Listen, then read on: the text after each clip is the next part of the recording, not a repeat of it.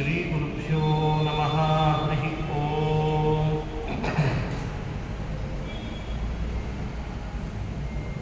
ಶುದ್ಧಾನಂದೋ ಸಂವಿದ್ಯುತಿಬಲಬಹುಲೌದಾರ್ಯವೀರ್ಯಾದಿದೇಹಂ ಚಿಂತಾ ಸಂತಾಪಲೇಪೋದ್ಭವಮೃತಿಮುಖರಾಶೇಷದೋಷಾತಿದೂರಂ ಸದ್ಭಿರ್ವೈರಾಗ್ಯಭಕ್ತಿಶ್ರುತಿಮತಿನಿಯತಧ್ಯಾನಜಜ್ಞಾನಯೋಗಾತ್ ಗಮ್ಯಂ ವಂದೇ ಮುಕುಂದಾಭಿಧಮಮಲಮಲಂ ಬ್ರಹ್ಮವೇದಾಂತವೇದ್ಯಂ ಅಭ್ರಮಂ ಭಂಗರಹಿತಂ ಅಜಡಂ ವಿಮಲಂ ಸದಾ ಆನಂದತೀರ್ಥಮತುಳಂ ಭಜೆ ತಾಪತ್ರಯಾಪಹಂ ಮೂಕೋಪಿ ಯತ್ಪ್ರಸಾದೇನ ಮುಕುಂದಶಯನಾಯತೆ ರಾಜರಾಜಾಯತೆ ರಿಕ್ತೋ ರಾಘವೇಂದ್ರಂ ತಮಾಶ್ರಯೇ ಆಪಾದಮೌಲಿಪರ್ಯಂತಂ ಗುರುಣಾಮಾಕೃತಿಂ ಸ್ಮರೇತ್ ತೇನ ವಿಘ್ನಾಃ ಪ್ರಣಶ್ಯಂತಿ ಸಿದ್ಧ್ಯಂತಿ ಚ ಮನೋರಥಾಃ ಬ್ರಹ್ಮರುದ್ರಾದಿವಂದ್ಯಂ ತ್ವಾಂ ಭಜೆ ವೆಂಕಟನಾಯಕಂ ನಿವಾರಯಾಶ್ವನಿಷ್ಟಾನಿ ಸಾಧಯೇಷ್ಟಾನಿ ಮಾಧವ ಕಲ್ಯಾಣಾದ್ಭುತಗಾತ್ರಾಯ ಕಾಮಿತಾರ್ಥಪ್ರದಾಯಿನೇ ಶ್ರೀಮದ್ವೆಂಕಟನಾಥಾಯ ಶ್ರೀನಿವಾಸಾಯ ತೇ ನಮಃ. ಶ್ರಿಯಃಕಾಂತಾಯ ಕಲ್ಯಾಣನಿಧಯೇ ನಿಧಯೇರ್ಥಿನಾಂ ಶ್ರೀವೆಂಕಟನಿವಾಸಾಯ ಶ್ರೀನಿವಾಸಾಯ ಮಂಗಲಂ. ಶ್ರೀ ಹರಿವಾಯು ಗುರುಗಳ ಚರಣಾರವಿಂದಗಳಲ್ಲಿ ಭಕ್ತಿಪೂರ್ವಕ ಪ್ರಣಾಮಗಳನ್ನು ಅರ್ಪಿಸಿ ಗುರು ಸಾರ್ವಭೌಮರ ಸನ್ನಿಧಾನ ಭೂವೈಕುಂಠ ಕ್ಷೇತ್ರ ಭೂವರಾಹ ಶ್ರೀ ಲಕ್ಷ್ಮೀ ವೆಂಕಟೇಶನ ಸನ್ನಿಧಾನದಲ್ಲಿ ಶ್ರೀಮದ್ ಭಾಗವತ ಪ್ರವಚನವನ್ನು ಶ್ರವಣ ಮಾಡಬೇಕು ಅಂತ ಸಂಕಲ್ಪ ಮಾಡ್ತಾ ಇವತ್ತಿನಿಂದ ನಾವು ಕ್ಷೇತ್ರ ಮಹಿಮೆಯನ್ನು ತಿಳಿಯುವುದರ ಮೂಲಕ ಭಾಗವತ ಕಥಾ ಶ್ರವಣವನ್ನು ಮಾಡಬೇಕು ಅಂತ ಹೊರಟಿದ್ದೇವೆ. ಮಂತ್ರಾಲಯ ಗುರು ಸಾರ್ವಭೌಮರ ಮಠದ ಪ್ರಸ್ತುತ ಪೀಠಾಧಿಪತಿಗಳಾದ ಶ್ರೀ ಸುಬುಧೇಂದ್ರ ತೀರ್ಥರ ಇಚ್ಛೆಯಂತೆ ಪ್ರತಿ ಶಾಖೆಗಳಲ್ಲಿಯೂ ಕೂಡ ಜ್ಞಾನ ಕಾರ್ಯ ನಡೀಬೇಕು ಅಂತ ಆ ಸಂಕಲ್ಪದಂತೆ ತಿರುಮಲ ಕ್ಷೇತ್ರದ ಈ ಶಾಖಾ ಮಠದಲ್ಲಿಯೂ ಕೂಡ ಶ್ರೀಮದ್ ಭಾಗವತ ಪ್ರವಚನ ನಿಮ್ಮೆಲ್ಲ ಭಕ್ತರ ಸಹಕಾರದೊಂದಿಗೆ ಪ್ರಾರಂಭ ಆಗ್ತಾ ಇದೆ. ಪ್ರಸ್ತುತ ಪೀಠಾಧಿಪತಿಗಳಾದ ಸುಬುಧೇಂದ್ರ ತೀರ್ಥ ಶ್ರೀಪಾದಂಗಳವರನ್ನ ಭಕ್ತಿಪೂರ್ವಕವಾಗಿ ನಮಸ್ಕರಿಸಿ ಒಳ್ಳೆಯ ಸದಿಚ್ಛೆಯಿಂದ ಶ್ರೀ ಕ್ಷೇತ್ರದಲ್ಲಿ ಭಾಗವತ ಶ್ರವಣ ಮಾಡಬೇಕು, ಅದರಿಂದ ಒಂದಿಷ್ಟು ನಮ್ಮೆಲ್ಲರ ಪಾಪಗಳು ದುರಿತಗಳು ಪರಿಹಾರ ಆಗಬೇಕು, ಭಗವಂತನಲ್ಲಿ ಸ್ವಲ್ಪ ಮನಸ್ಸು ನಿಶ್ಚಂಚಲಗೊಳಿಸಬೇಕು, ಈ ಒಂದು ಸದುದ್ದೇಶದಿಂದ ತಾವೆಲ್ಲ ಇಲ್ಲಿ ಸೇರಿದ್ದೀರಿ. ದೊಡ್ಡ ಕ್ಷೇತ್ರದಲ್ಲಿ ನಾವು ಅಲ್ಪ ಪುಣ್ಯದ ಕೆಲಸ ಮಾಡಿದ್ರು ಪುಣ್ಯದ ಮೌಲ್ಯವನ್ನು ಹೆಚ್ಚಿಕೊಡ್ತಾನೆ ಅಂತ ಶಾಸ್ತ್ರಗಳು ಹೇಳ್ತವೆ. ನಾವು ಮಾಡೋ ಕೆಲಸ ಅಲ್ಪ, ಆದರೆ ಭಗವಂತ ಅದಕ್ಕೆ ಕೊಡುವ ಮೌಲ್ಯ ಮಾತ್ರ ಹೆಚ್ಚು. ಇದಕ್ಕೆ ವಿರುದ್ಧವಾಗಿಯೂ ಇದೆ. ಇಲ್ಲಿ ಪಾಪ ಅಲ್ಪ ಮಾಡಿದರೂ ಕೂಡ ಅದಕ್ಕೂ ಮೌಲ್ಯ ಹೆಚ್ಚು ಅಂತ ಹೇಳ್ತಾರೆ. ಆ ಎಚ್ಚರವೂ ನಮಗಿರಲಿ ಅಂತ ಶಾಸ್ತ್ರಗಳು ಹೇಳ್ತಾರೆ. ಅಲ್ಪ ಪುಣ್ಯದ ಕೆಲಸ ಮಾಡಿದರೆ ಪುಣ್ಯ ಕೊಡ್ತೇನೆ, ಪಾಪ ಅಲ್ಪ ಮಾಡಿದರೆ ಬಹಳ ಅದಕ್ಕೆ ಪಾಪನೂ ಕೊಡ್ತೇನೆ ಅಂತ ಭಗವಂತ ಹೇಳ್ತಾನೆ. ಈ ಎರಡೂ ಎಚ್ಚರಿಕೆಯಿಂದ ಪುಣ್ಯಕ್ಷೇತ್ರಗಳ ಸಂಚಾರ ವಾಸ ಅವುಗಳನ್ನು ಮಾಡಬೇಕು ಅಂತ ಶಾಸ್ತ್ರಗಳು ನಮಗೆ ತಿಳಿಸ್ತಾರೆ. ಎರಡೂ ಎಚ್ಚರಿಕೆ ಇರಬೇಕಂತೆ. ಕೆಲವರಿಗೆ ಅನಿಸ್ತಿರ್ತದೆ ಪುಣ್ಯ ಅಂತೂ ಮಾಡಿಬಿಟ್ವಿ, ಇನ್ನು ಮುಗದೇ ಹೋಯ್ತು, ಇನ್ನು ಜನ್ಮದಲ್ಲೇ ಪಾಪ ಇಲ್ಲ ನಮಗೆ ಅಂತ. ಪುಣ್ಯಕ್ಷೇತ್ರಕ್ಕೆ ಹೋಗಿದ್ವಿ, ಇನ್ನೆಲ್ಲಿದ ನಮ್ಮ ಪಾಪಗಳ ತಂಟೆ, ಹೋಗೇ ಬಿಡ್ತು ಎಲ್ಲ ಪಾಪಗಳು ಅಂತ ಕೆಲವರಿಗೆ ಒಂದು ಭ್ರಮೆ. ಅದೂ ಇಲ್ಲ ಅಂತ. ಅನ್ಯಕ್ಷೇತ್ರೇ ಕೃತಂ ಪಾಪಂ ಪುಣ್ಯಕ್ಷೇತ್ರೇ ವಿನಶ್ಯತಿ, ಪುಣ್ಯಕ್ಷೇತ್ರೇ ಕೃತಂ ಪಾಪಂ ವಜ್ರಲೇಪೋ ಭವಿಷ್ಯತಿ ಅಂತ ಒಂದು ಮಾತು ನಮ್ಮನ್ನು ಎಚ್ಚರಿಸ್ತದೆ. ಇದು ಭಯಪಡಿಸ್ಲಿಕ್ಕೆ ಹೇಳ್ತಾ ಇರುವ ಮಾತುಗಳಲ್ಲ. ಇವರೇನಪ್ಪ ಆಚಾರ ಬಂದ ಕೂಡಲೇ ನಮ್ಮನ್ನು ಭಯಪಡಿಸ್ತಾರೆ ಪುಣ್ಯ ಪಾಪಗಳ ವಿಷಯ ಹೇಳಿ, ಇದು ಭಯಪಡಿಸೋದಲ್ಲ. ನಮ್ಮನ್ನು ನಾವು ಸಾಧ್ಯವಾದಷ್ಟು ತಿದ್ದುಕೊಳ್ಳಿಕ್ಕೆ ಪ್ರಯತ್ನ ಪಡೋಣ ಅನ್ನೋ ಉದ್ದೇಶದಿಂದ ನಿಮ್ಮಲ್ಲೇ ನಾನೂ ಒಬ್ಬ ಅಂತ ಅನ್ನೋ ಭಾವನೆಯಿಂದ ಚಿಂತನೆ ಮಾಡಿಸ್ತಾ ಇದ್ದೇನೆ ಅಷ್ಟೇ. ನಾನೇನೂ ತಿಳಿದಿಲ್ಲ ಅಂತಲ್ಲ, ನೀವು ಏನೂ ತಿಳಿದಿಲ್ಲ ಅಂತಿಲ್ಲ ಅಂಥೇಳಿ ನಿಮಗೆಲ್ಲ ಗೊತ್ತಿದೆ ಅಂತಿದೆ ಅಂತಲ್ಲ, ನನಗೂ ಎಲ್ಲ ಗೊತ್ತಿದೆ ಅಂತಲ್ಲ. ಒಂದಿಷ್ಟು ಗೊತ್ತಿದೆ, ಒಂದಿಷ್ಟು ಗೊತ್ತಿಲ್ಲ ಅನ್ನೋದೇ ಇಬ್ಬರಿಗೂ ಸರಿಸಮಾನ. ಅದರಲ್ಲಿ ಒಂದಿಷ್ಟು ನೀವು ತಿಳಿದದ್ದು ನಾನು ತಿಳಿದಿಲ್ಲದೆ ಇರೋದು, ನಾನು ತಿಳಿದದ್ದು ನೀವು ತಿಳಿದಿಲ್ಲದೆ ಇರೋದು ಎಲ್ರಿಗೂ ಸಮಾನವೇ.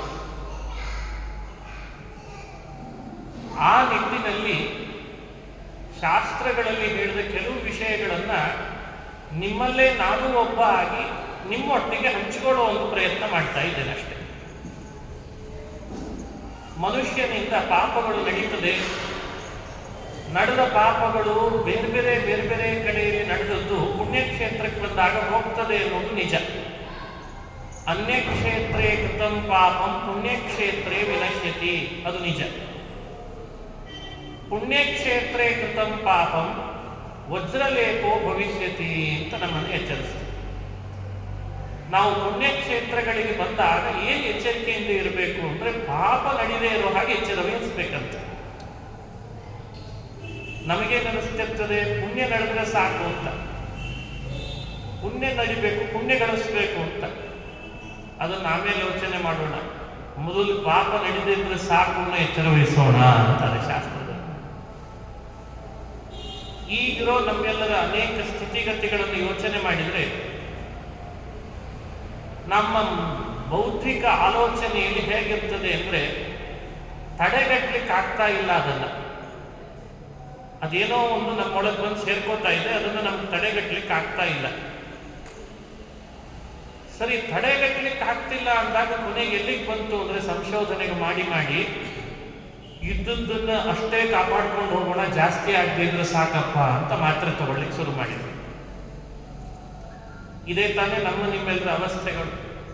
ಈಗೇನೋ ಒಂದು ಸೇರ್ಕೊಂಡಿದೆ ನಮ್ಮೊಳಗೆ, ಅದು ಹೆಚ್ಚಾಗದೇ ಇರೋ ಹಂಗೆ, ಹೆಚ್ಚಾದ್ರೆ ಮತ್ತೆ ಸಮಸ್ಯೆ ಆಗಿತ್ತು, ಇದ್ದದ್ದನ್ನು ಹಾಗೇ ಅದನ್ನು ಕಂಟ್ರೋಲ್ ಮಾಡ್ಕೊಂಡು ಹೋದ್ರೆ ಸಾಕಪ್ಪ ಅಂತ ಹೋಗ್ತಾ ಇದ್ದೇವೆ. ಇದು ಇವತ್ತಿನ ಸ್ಥಿತಿ. ಇದರಂತೆ ಆಲೋಚನೆ ಮಾಡೋಣ.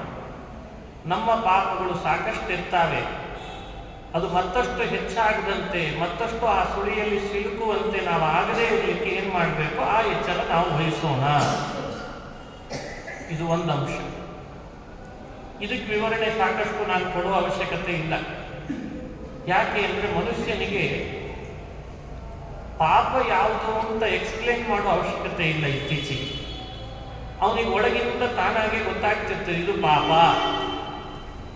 ಇದು ಪಾಪ, ಇದು ನನ್ನಿಂದ ತಡಿಲಿಕ್ಕೆ ಆಗ್ತಾ ಇಲ್ಲ, ಇದನ್ನು ತಡಿಬೋದು, ಅವನಿಗೆ ಗೊತ್ತಾಗ್ತಿರ್ತದೆ.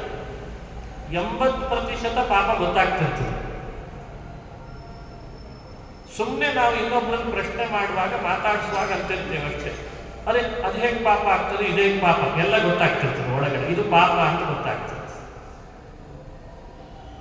ಆ ರೀತಿ ಗೊತ್ತಾದಾಗಲೂ ನಾವು ಅದನ್ನು ನಿಯಂತ್ರಿಸದಲ್ಲ, ಅದು ಅದಕ್ಕಿಂತ ಹೆಚ್ಚಿನ ಪಾಪ ಅಂತ. ಮನುಷ್ಯನಿಗೆ ತಪ್ಪಿದು ಅಂತ ಗೊತ್ತಾದ ಮೇಲೂ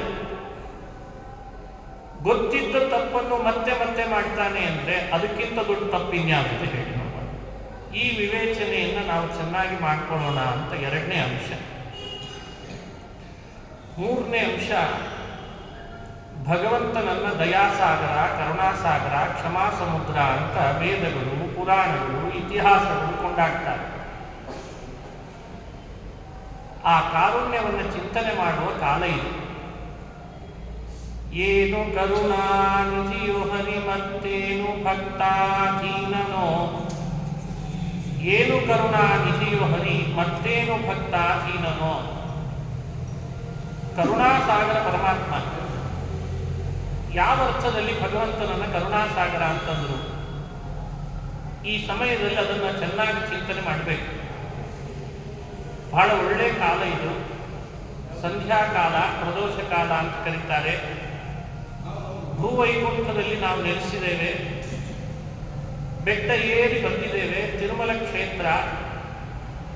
ಸ್ವಾಮಿ ಇಲ್ಲಿ ಏನ್ ಮಾಡ್ತಾ ಇದ್ದಾನೆ ಭಕ್ತರು ಅಂತ ಒಬ್ಬೊಬ್ಬ ಭಕ್ತರನ್ನು ಕೂಡ ಅವರವರ ಶ್ರದ್ಧೆಗೆ ಅನುಗುಣವಾಗಿ ಅನುಗ್ರಹಿಸಲಿಕ್ಕೆ ಅಂತ ನಿಂತಿದ್ದಾನೆ. ಮಾಯಾವಿ ಪರಮಾನಂದಂ ತ್ಯಕ್ತ್ವಾ ವೈಕುಂಠಮುತ್ತಮಂ. ಎಲ್ಲಿ ವೈಕುಂಠ, ಎಲ್ಲಿ ಭೂಲೋಕ. ಆ ಭೂಲೋಕಕ್ಕೆ ಬರಬೇಕಾದ್ರೆ ವೈಕುಂಠ ಬಿಟ್ಟು ಅದು ಅವನಿಗೇನಿದೆ ಪೂರ್ಣ ಮದಃ ಪೂರ್ಣವಿದಂ ಪೂರ್ಣಾತ್ ಪೂರ್ಣಮದುಚ್ಯತೆ. ಎಲ್ಲದರಿಂದ ಪರಿಪೂರ್ಣನಾದ ಶ್ರೀಹರಿ ಭೂಮಿಗೆ ಬರಬೇಕಾದ್ರೆ ಅವನಿಗೇನ್ ಮನಸ್ಸಿನೊಳಗಿದೆ, ಏನ್ ಅಭಿಪ್ರಾಯದಿಂದ ಬಂದಿದ್ದಾನೆ? ಲಾಭಕ್ಕೆ ಬಂದಿಲ್ಲ, ಹಣ ಗಳಿಸ್ಲಿಕ್ಕೆ ಬಂದಿಲ್ಲ, ಕೀರ್ತಿ ಗಳಿಸ್ಲಿಕ್ಕೆ ಬಂದಿಲ್ಲ, ಪಾಪ ಕಳೆದುಕೊಳ್ಳಿಕ್ಕೆ ಬಂದಿಲ್ಲ, ಪುಣ್ಯ ಸಂಪಾದಿಸ್ಲಿಕ್ಕೆ ಬಂದಿಲ್ಲ. ಅಥವಾ ಈಗಾಗಲೇ ಏನೋ ಕಳೆದದ್ದಿದೆ ಅದನ್ನು ಹುಡುಕ್ಲಿಕ್ಕೆ ಬಂದಿಲ್ಲ. ಕಳೆದದ್ದು ಕೆಲವರು ಹುಡುಕ್ಲಿಕ್ಕೆ ಅಂತ ಬಹುದೂರ ಪ್ರಯಾಣ ಮಾಡ್ತಾರೆ, ಹುಡುಕ್ಲಿಕ್ಕೆ ಬಂದಿಲ್ಲ. ಅಥವಾ ಯಾರದ್ದೋ ಏನೋ ಪಡಿಬೇಕಿದೆ, ತಾನು ತಂದು ಅವರ ಹತ್ರ ವಸ್ತು ಹೋಗ್ಬಿಟ್ಟಿದೆ, ಅದನ್ನು ಅವರಿಂದ ಉಪಾಯವಾಗಿ ಪಡಿಬೇಕಿದೆ ಅಂತ ಆ ರೀತಿ ಉದ್ದೇಶದಿಂದ ಭಗವಂತ ಬಂದಿಲ್ಲ. ಯಾಕೆ ಬಂದಿದ್ದಾನೆ? ಮಾಯಾವಿ ಪರಮಾನಂದಂ ತ್ಯಕ್ತ್ವಾ ವೈಕುಂಠಮುತ್ತಮಂ. ಉತ್ತಮವಾದ ವೈಕುಂಠ ಲೋಕವನ್ನ ಭಗವಂತ ಪರಿತ್ಯಜಿಸಿ ಇಲ್ಲಿವರೆಗೂ ಯಾಕೆ ಬಂದಿದ್ದಾನೆ? ಎರಡೇ ಕಾರಣಕ್ಕೆ ಬಂದಿದ್ದಾನೆ. ಒಂದು, ತನ್ನ ಭಕ್ತರಿಗೆಲ್ಲ ತಾನಿಟ್ಟು ಕರುಣಾ ಸಮುದ್ರ ಅನ್ನೋ ಆಲೋಚನೆ ಸಿಗಲಿ ಅಂತ ಒಂದು. ಇನ್ನೊಂದು, ಇಷ್ಟ ಆಲೋಚನೆ ಮಾಡಿಯಾದರೂ ಭಕ್ತ ನನ್ನ ಶರಣು ಬರಲಿ ಅಂತ ಒಂದು. ಎರಡೇ ಕಾರಣಕ್ಕೆ ಭಗವಂತ ವೈಕುಂಠವನ್ನು ಬಿಟ್ಟು ಇಲ್ಲಿಗೆ ಬಂದಿದ್ದಾನೆ. ಎರಡೇ ಕಾರಣ. ತನ್ನ ಕರುಣಾ ಸಮುದ್ರತೆ, ಕ್ಷಮಾ ಸಮುದ್ರತೆ ಅದನ್ನು ಅರ್ಥಕೊಳ್ಳಿ. ಅರ್ಥ ಮೇಲಾದರೂ ನನ್ನನ್ನ ಪ್ರಪತ್ತಿ ಮಾಡಲಿ, ಶರಣು ಬರಲಿ. ದೂರ ಇದ್ದೇನೆ ಅಂತ ಭ್ರಮಿಸಿ ನನ್ನಿಂದ ದೂರ ಆಗೋದು ಬೇಡ, ನಾನೇ ಕೆಳಗೆ ಬರ್ತೇನೆ. ಈಗಲಾದ್ರೂ ಬರ್ತೇನೆ. ವೈಕುಂಠದಲ್ಲಿದ್ರೆ ನಿನಗೆ ಬರೋದು ಕಠಿಣ ಆಗ್ತದಲ್ಲ, ಭೂಮಿಗೆ ಬರ್ತೇನೆ. ಇಲ್ಲಿ ಆದ್ರೂ ಬರ್ತೀಯ? ಇಲ್ಲೂ ದೂರ ಅಂದ್ರೆ ಇನ್ನೆಲ್ಲಿಗೆ ಬರಲಿ ಹೇಳುವಂತ. ಇಲ್ಲಿ ಬಂದರೂ ಇನ್ನೂ ದೂರ ಅಂದ್ರೆ ಏನರ್ಥ? ಈ ಅಂಶವನ್ನು ನಮ್ಮ ಮನಸ್ಸಿನಲ್ಲಿ ಯಾವಾಗಲೂ ಚಿಂತನೆ ಮಾಡಬೇಕಂತ. ನಾನು ವೈಕುಂಠದಿಂದ ಕೆಳಗಿಳಿದು ಬಂದ್ರು ನಿನ್ನ ಮನೆಯಿಂದ ನನ್ನ ತನಕನೂ ಬರಲ್ಲ ಅಂದ್ರೆ ಏನ್ ಹೇಳೋಣಪ್ಪ? ಇಲ್ಲ ನನಗೆ ಯಾಕೋ ಇನ್ನೂ ನೆಟ್ವರ್ಕ್ ಸಿಗ್ತಾ ಇಲ್ಲ ಅಂದ್ರೆ ಏನರ್ಥ? ನಾನಂತೂ ಮೇಲಿನಿಂದ ಕೆಳಗೆ ಇಳಿದಿದ್ದೇನೆ, ನಿನ್ನ ಕೆಳಗಿನಿಂದ ಸ್ವಲ್ಪ ಮೇಲ್ ಬಾ, ಬೆಟ್ಟದ ಮೇಲೆ. ಅಷ್ಟೇ ನಾನು ಪರೀಕ್ಷೆ ಮಾಡ್ತಿರ್ತೇನೆ, ಅಷ್ಟು ಬಂದ್ರೆ ಸಾಕು, ನಾನು ನಿನ್ನನ್ನು ಅನುಗ್ರಹಿಸ್ತೇನೆ ಅಂತ ಭಗವಂತ ಇಲ್ಲಿ ಬಂದು ನೆಲೆಸಿದ್ದಾನೆ ಅಂತ ನಾವು ಆಲೋಚನೆ ಮಾಡಬೇಕಂತ. ಈ ಕ್ಷೇತ್ರದ ಬಗ್ಗೆ ಅನೇಕ ಪುರಾಣಗಳಲ್ಲಿ ಮಹಿಮೆಯನ್ನು ವರ್ಣನೆ ಮಾಡ್ತಾರೆ. ಕೋಟಿ ಕೋಟಿ ಸಂಖ್ಯೆಯಲ್ಲಿ ತೀರ್ಥಗಳ ಉದ್ಭವ ಸ್ಥಾನ ಅಂದ್ರೆ ಅದು ಪುಷ್ಕರಿಣಿ ಅಂತ ಹೇಳಿದ್ದಾರೆ. ಸ್ವಾಮಿ ಪುಷ್ಕರಿಣಿ. ಸ್ವಾಮಿ ತೀರ್ಥದಲ್ಲಿ ಸ್ನಾನ ಮಾಡಿದರೆ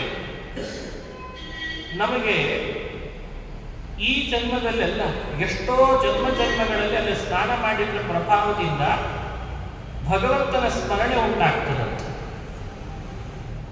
ಕೀರ್ತಿಮಾನ್ ಅನ್ನುವಂಥ ಒಬ್ಬ ರಾಜ ಭಗವಂತನ ವಿಶೇಷವಾದ ಆರಾಧನೆಯನ್ನು ಮಾಡಿದ ಅಂತ ಇತಿಹಾಸ ಹೇಳ್ತದೆ. ಪುಷ್ಕರಿಣಿಯಲ್ಲಿ ರಾಮ ಸ್ನಾನ ಮಾಡಿದ್ದ ಅಂತ ಇತಿಹಾಸ ಹೇಳ್ತದೆ, ಕಥೆ ಹೇಳ್ತದೆ ಪುರಾಣದಲ್ಲಿ. ಸೀತೆಯನ್ನು ಭಗವಂತ ಅನ್ವೇಷಣೆ ಮಾಡುವ ನೆಪದಿಂದ ಪುಷ್ಕರಣಿಯಲ್ಲಿ ಸ್ನಾನ ಮಾಡಿದ್ರಿಂದ ಶೀತ ಸಿಕ್ಕಳು ಅನ್ನುವಂತಹ ಕಥೆಯೂ ಪುರಾಣದಲ್ಲಿ ಬರ್ತದೆ. ಹಾಗಾಗಿ ಪುಷ್ಕರಣಿ, ಸ್ವಾಮಿ ಪುಷ್ಕರಣಿ ಅತ್ಯಂತ ಉತ್ತಮವಾದ ತೀರ್ಥ. ತ್ರಿಕೋಟಿ ತೀರ್ಥ ಜಾತಾನ ಪುರಾಣದ ವಾಕ್ಯದಲ್ಲಿ ಹೀಗೆ ಹೇಳ್ತಾರೆ, 3 ಕೋಟಿ ತೀರ್ಥಗಳಿಗೆ ಉದ್ಭವ ಸ್ಥಾನ ಅಂದ್ರೆ ಅದು ಸ್ವಾಮಿ ಪುಷ್ಕರಣಿ ಅಂತ ಮಹತ್ವವನ್ನು ಹೇಳಿದ್ದಾರೆ. ಆ ತೀರ್ಥದಲ್ಲಿ ನಾವಿದ್ದೇವೆ. ಆ ತೀರ್ಥದ ಸ್ಮರಣೆಯಿಂದ ನಮಗೆ ಇವತ್ತು ಸ್ನಾನದ ಫಲ ಸಿಗ್ತದೆ. ಭಗವಂತನ ಕಥಾಶ್ರವಣ ಮಾಡಬೇಕಾದ್ರೆ ಶುಚಿರ್ಭೂತರಾಗಬೇಕು ಅಂತಿದೆ. ಹಾಗಾಗಿ ಮೊದಲು ತೀರ್ಥ ಸ್ಮರಣೆಯನ್ನು ಮಾಡಿ ಶುಚಿರ್ಭೂತರಾಗಿ ನಾವು ದೇವರ ಕಥೆಯಲ್ಲಿ ಪ್ರವೇಶ ಮಾಡಬೇಕು. ಆಕಾಶಗಂಗಾ, ತುಂಬುರು ತೀರ್ಥ, ಹೀಗೆ ಇನ್ನಿತರ ಅನೇಕ ಹೆಸರುಗಳನ್ನು ಉಲ್ಲೇಖಿಸುತ್ತದೆ. ಅದಕ್ಕೆ ಆದಂಥ ಒಂದೊಂದು ಕಥೆಗಳನ್ನು ಪುರಾಣ ಹೇಳ್ತಾರೆ. ಆ ಕಥೆಗಳಲ್ಲಿ ವಿಚಿತ್ರ ನಾವು ನೋಡಬೇಕು. ಒಬ್ಬೊಬ್ಬ ವ್ಯಕ್ತಿಯನ್ನು ಉದಾಹರಿಸಿ, ಅವನಿಗೆ ಬಡತನ ಇತ್ತು, ಪರಿಹಾರ ಆಯಿತು, ಅವರ ಪರಿವಾರವನ್ನು ಕಳ್ಕೊಂಡು ಬಿಟ್ಟಿದ್ದ, ಇಲ್ಲಿ ಸ್ನಾನ ಮಾಡಿದ್ರಿಂದ ಅದು ಪರಿಹಾರ ಆಯಿತು.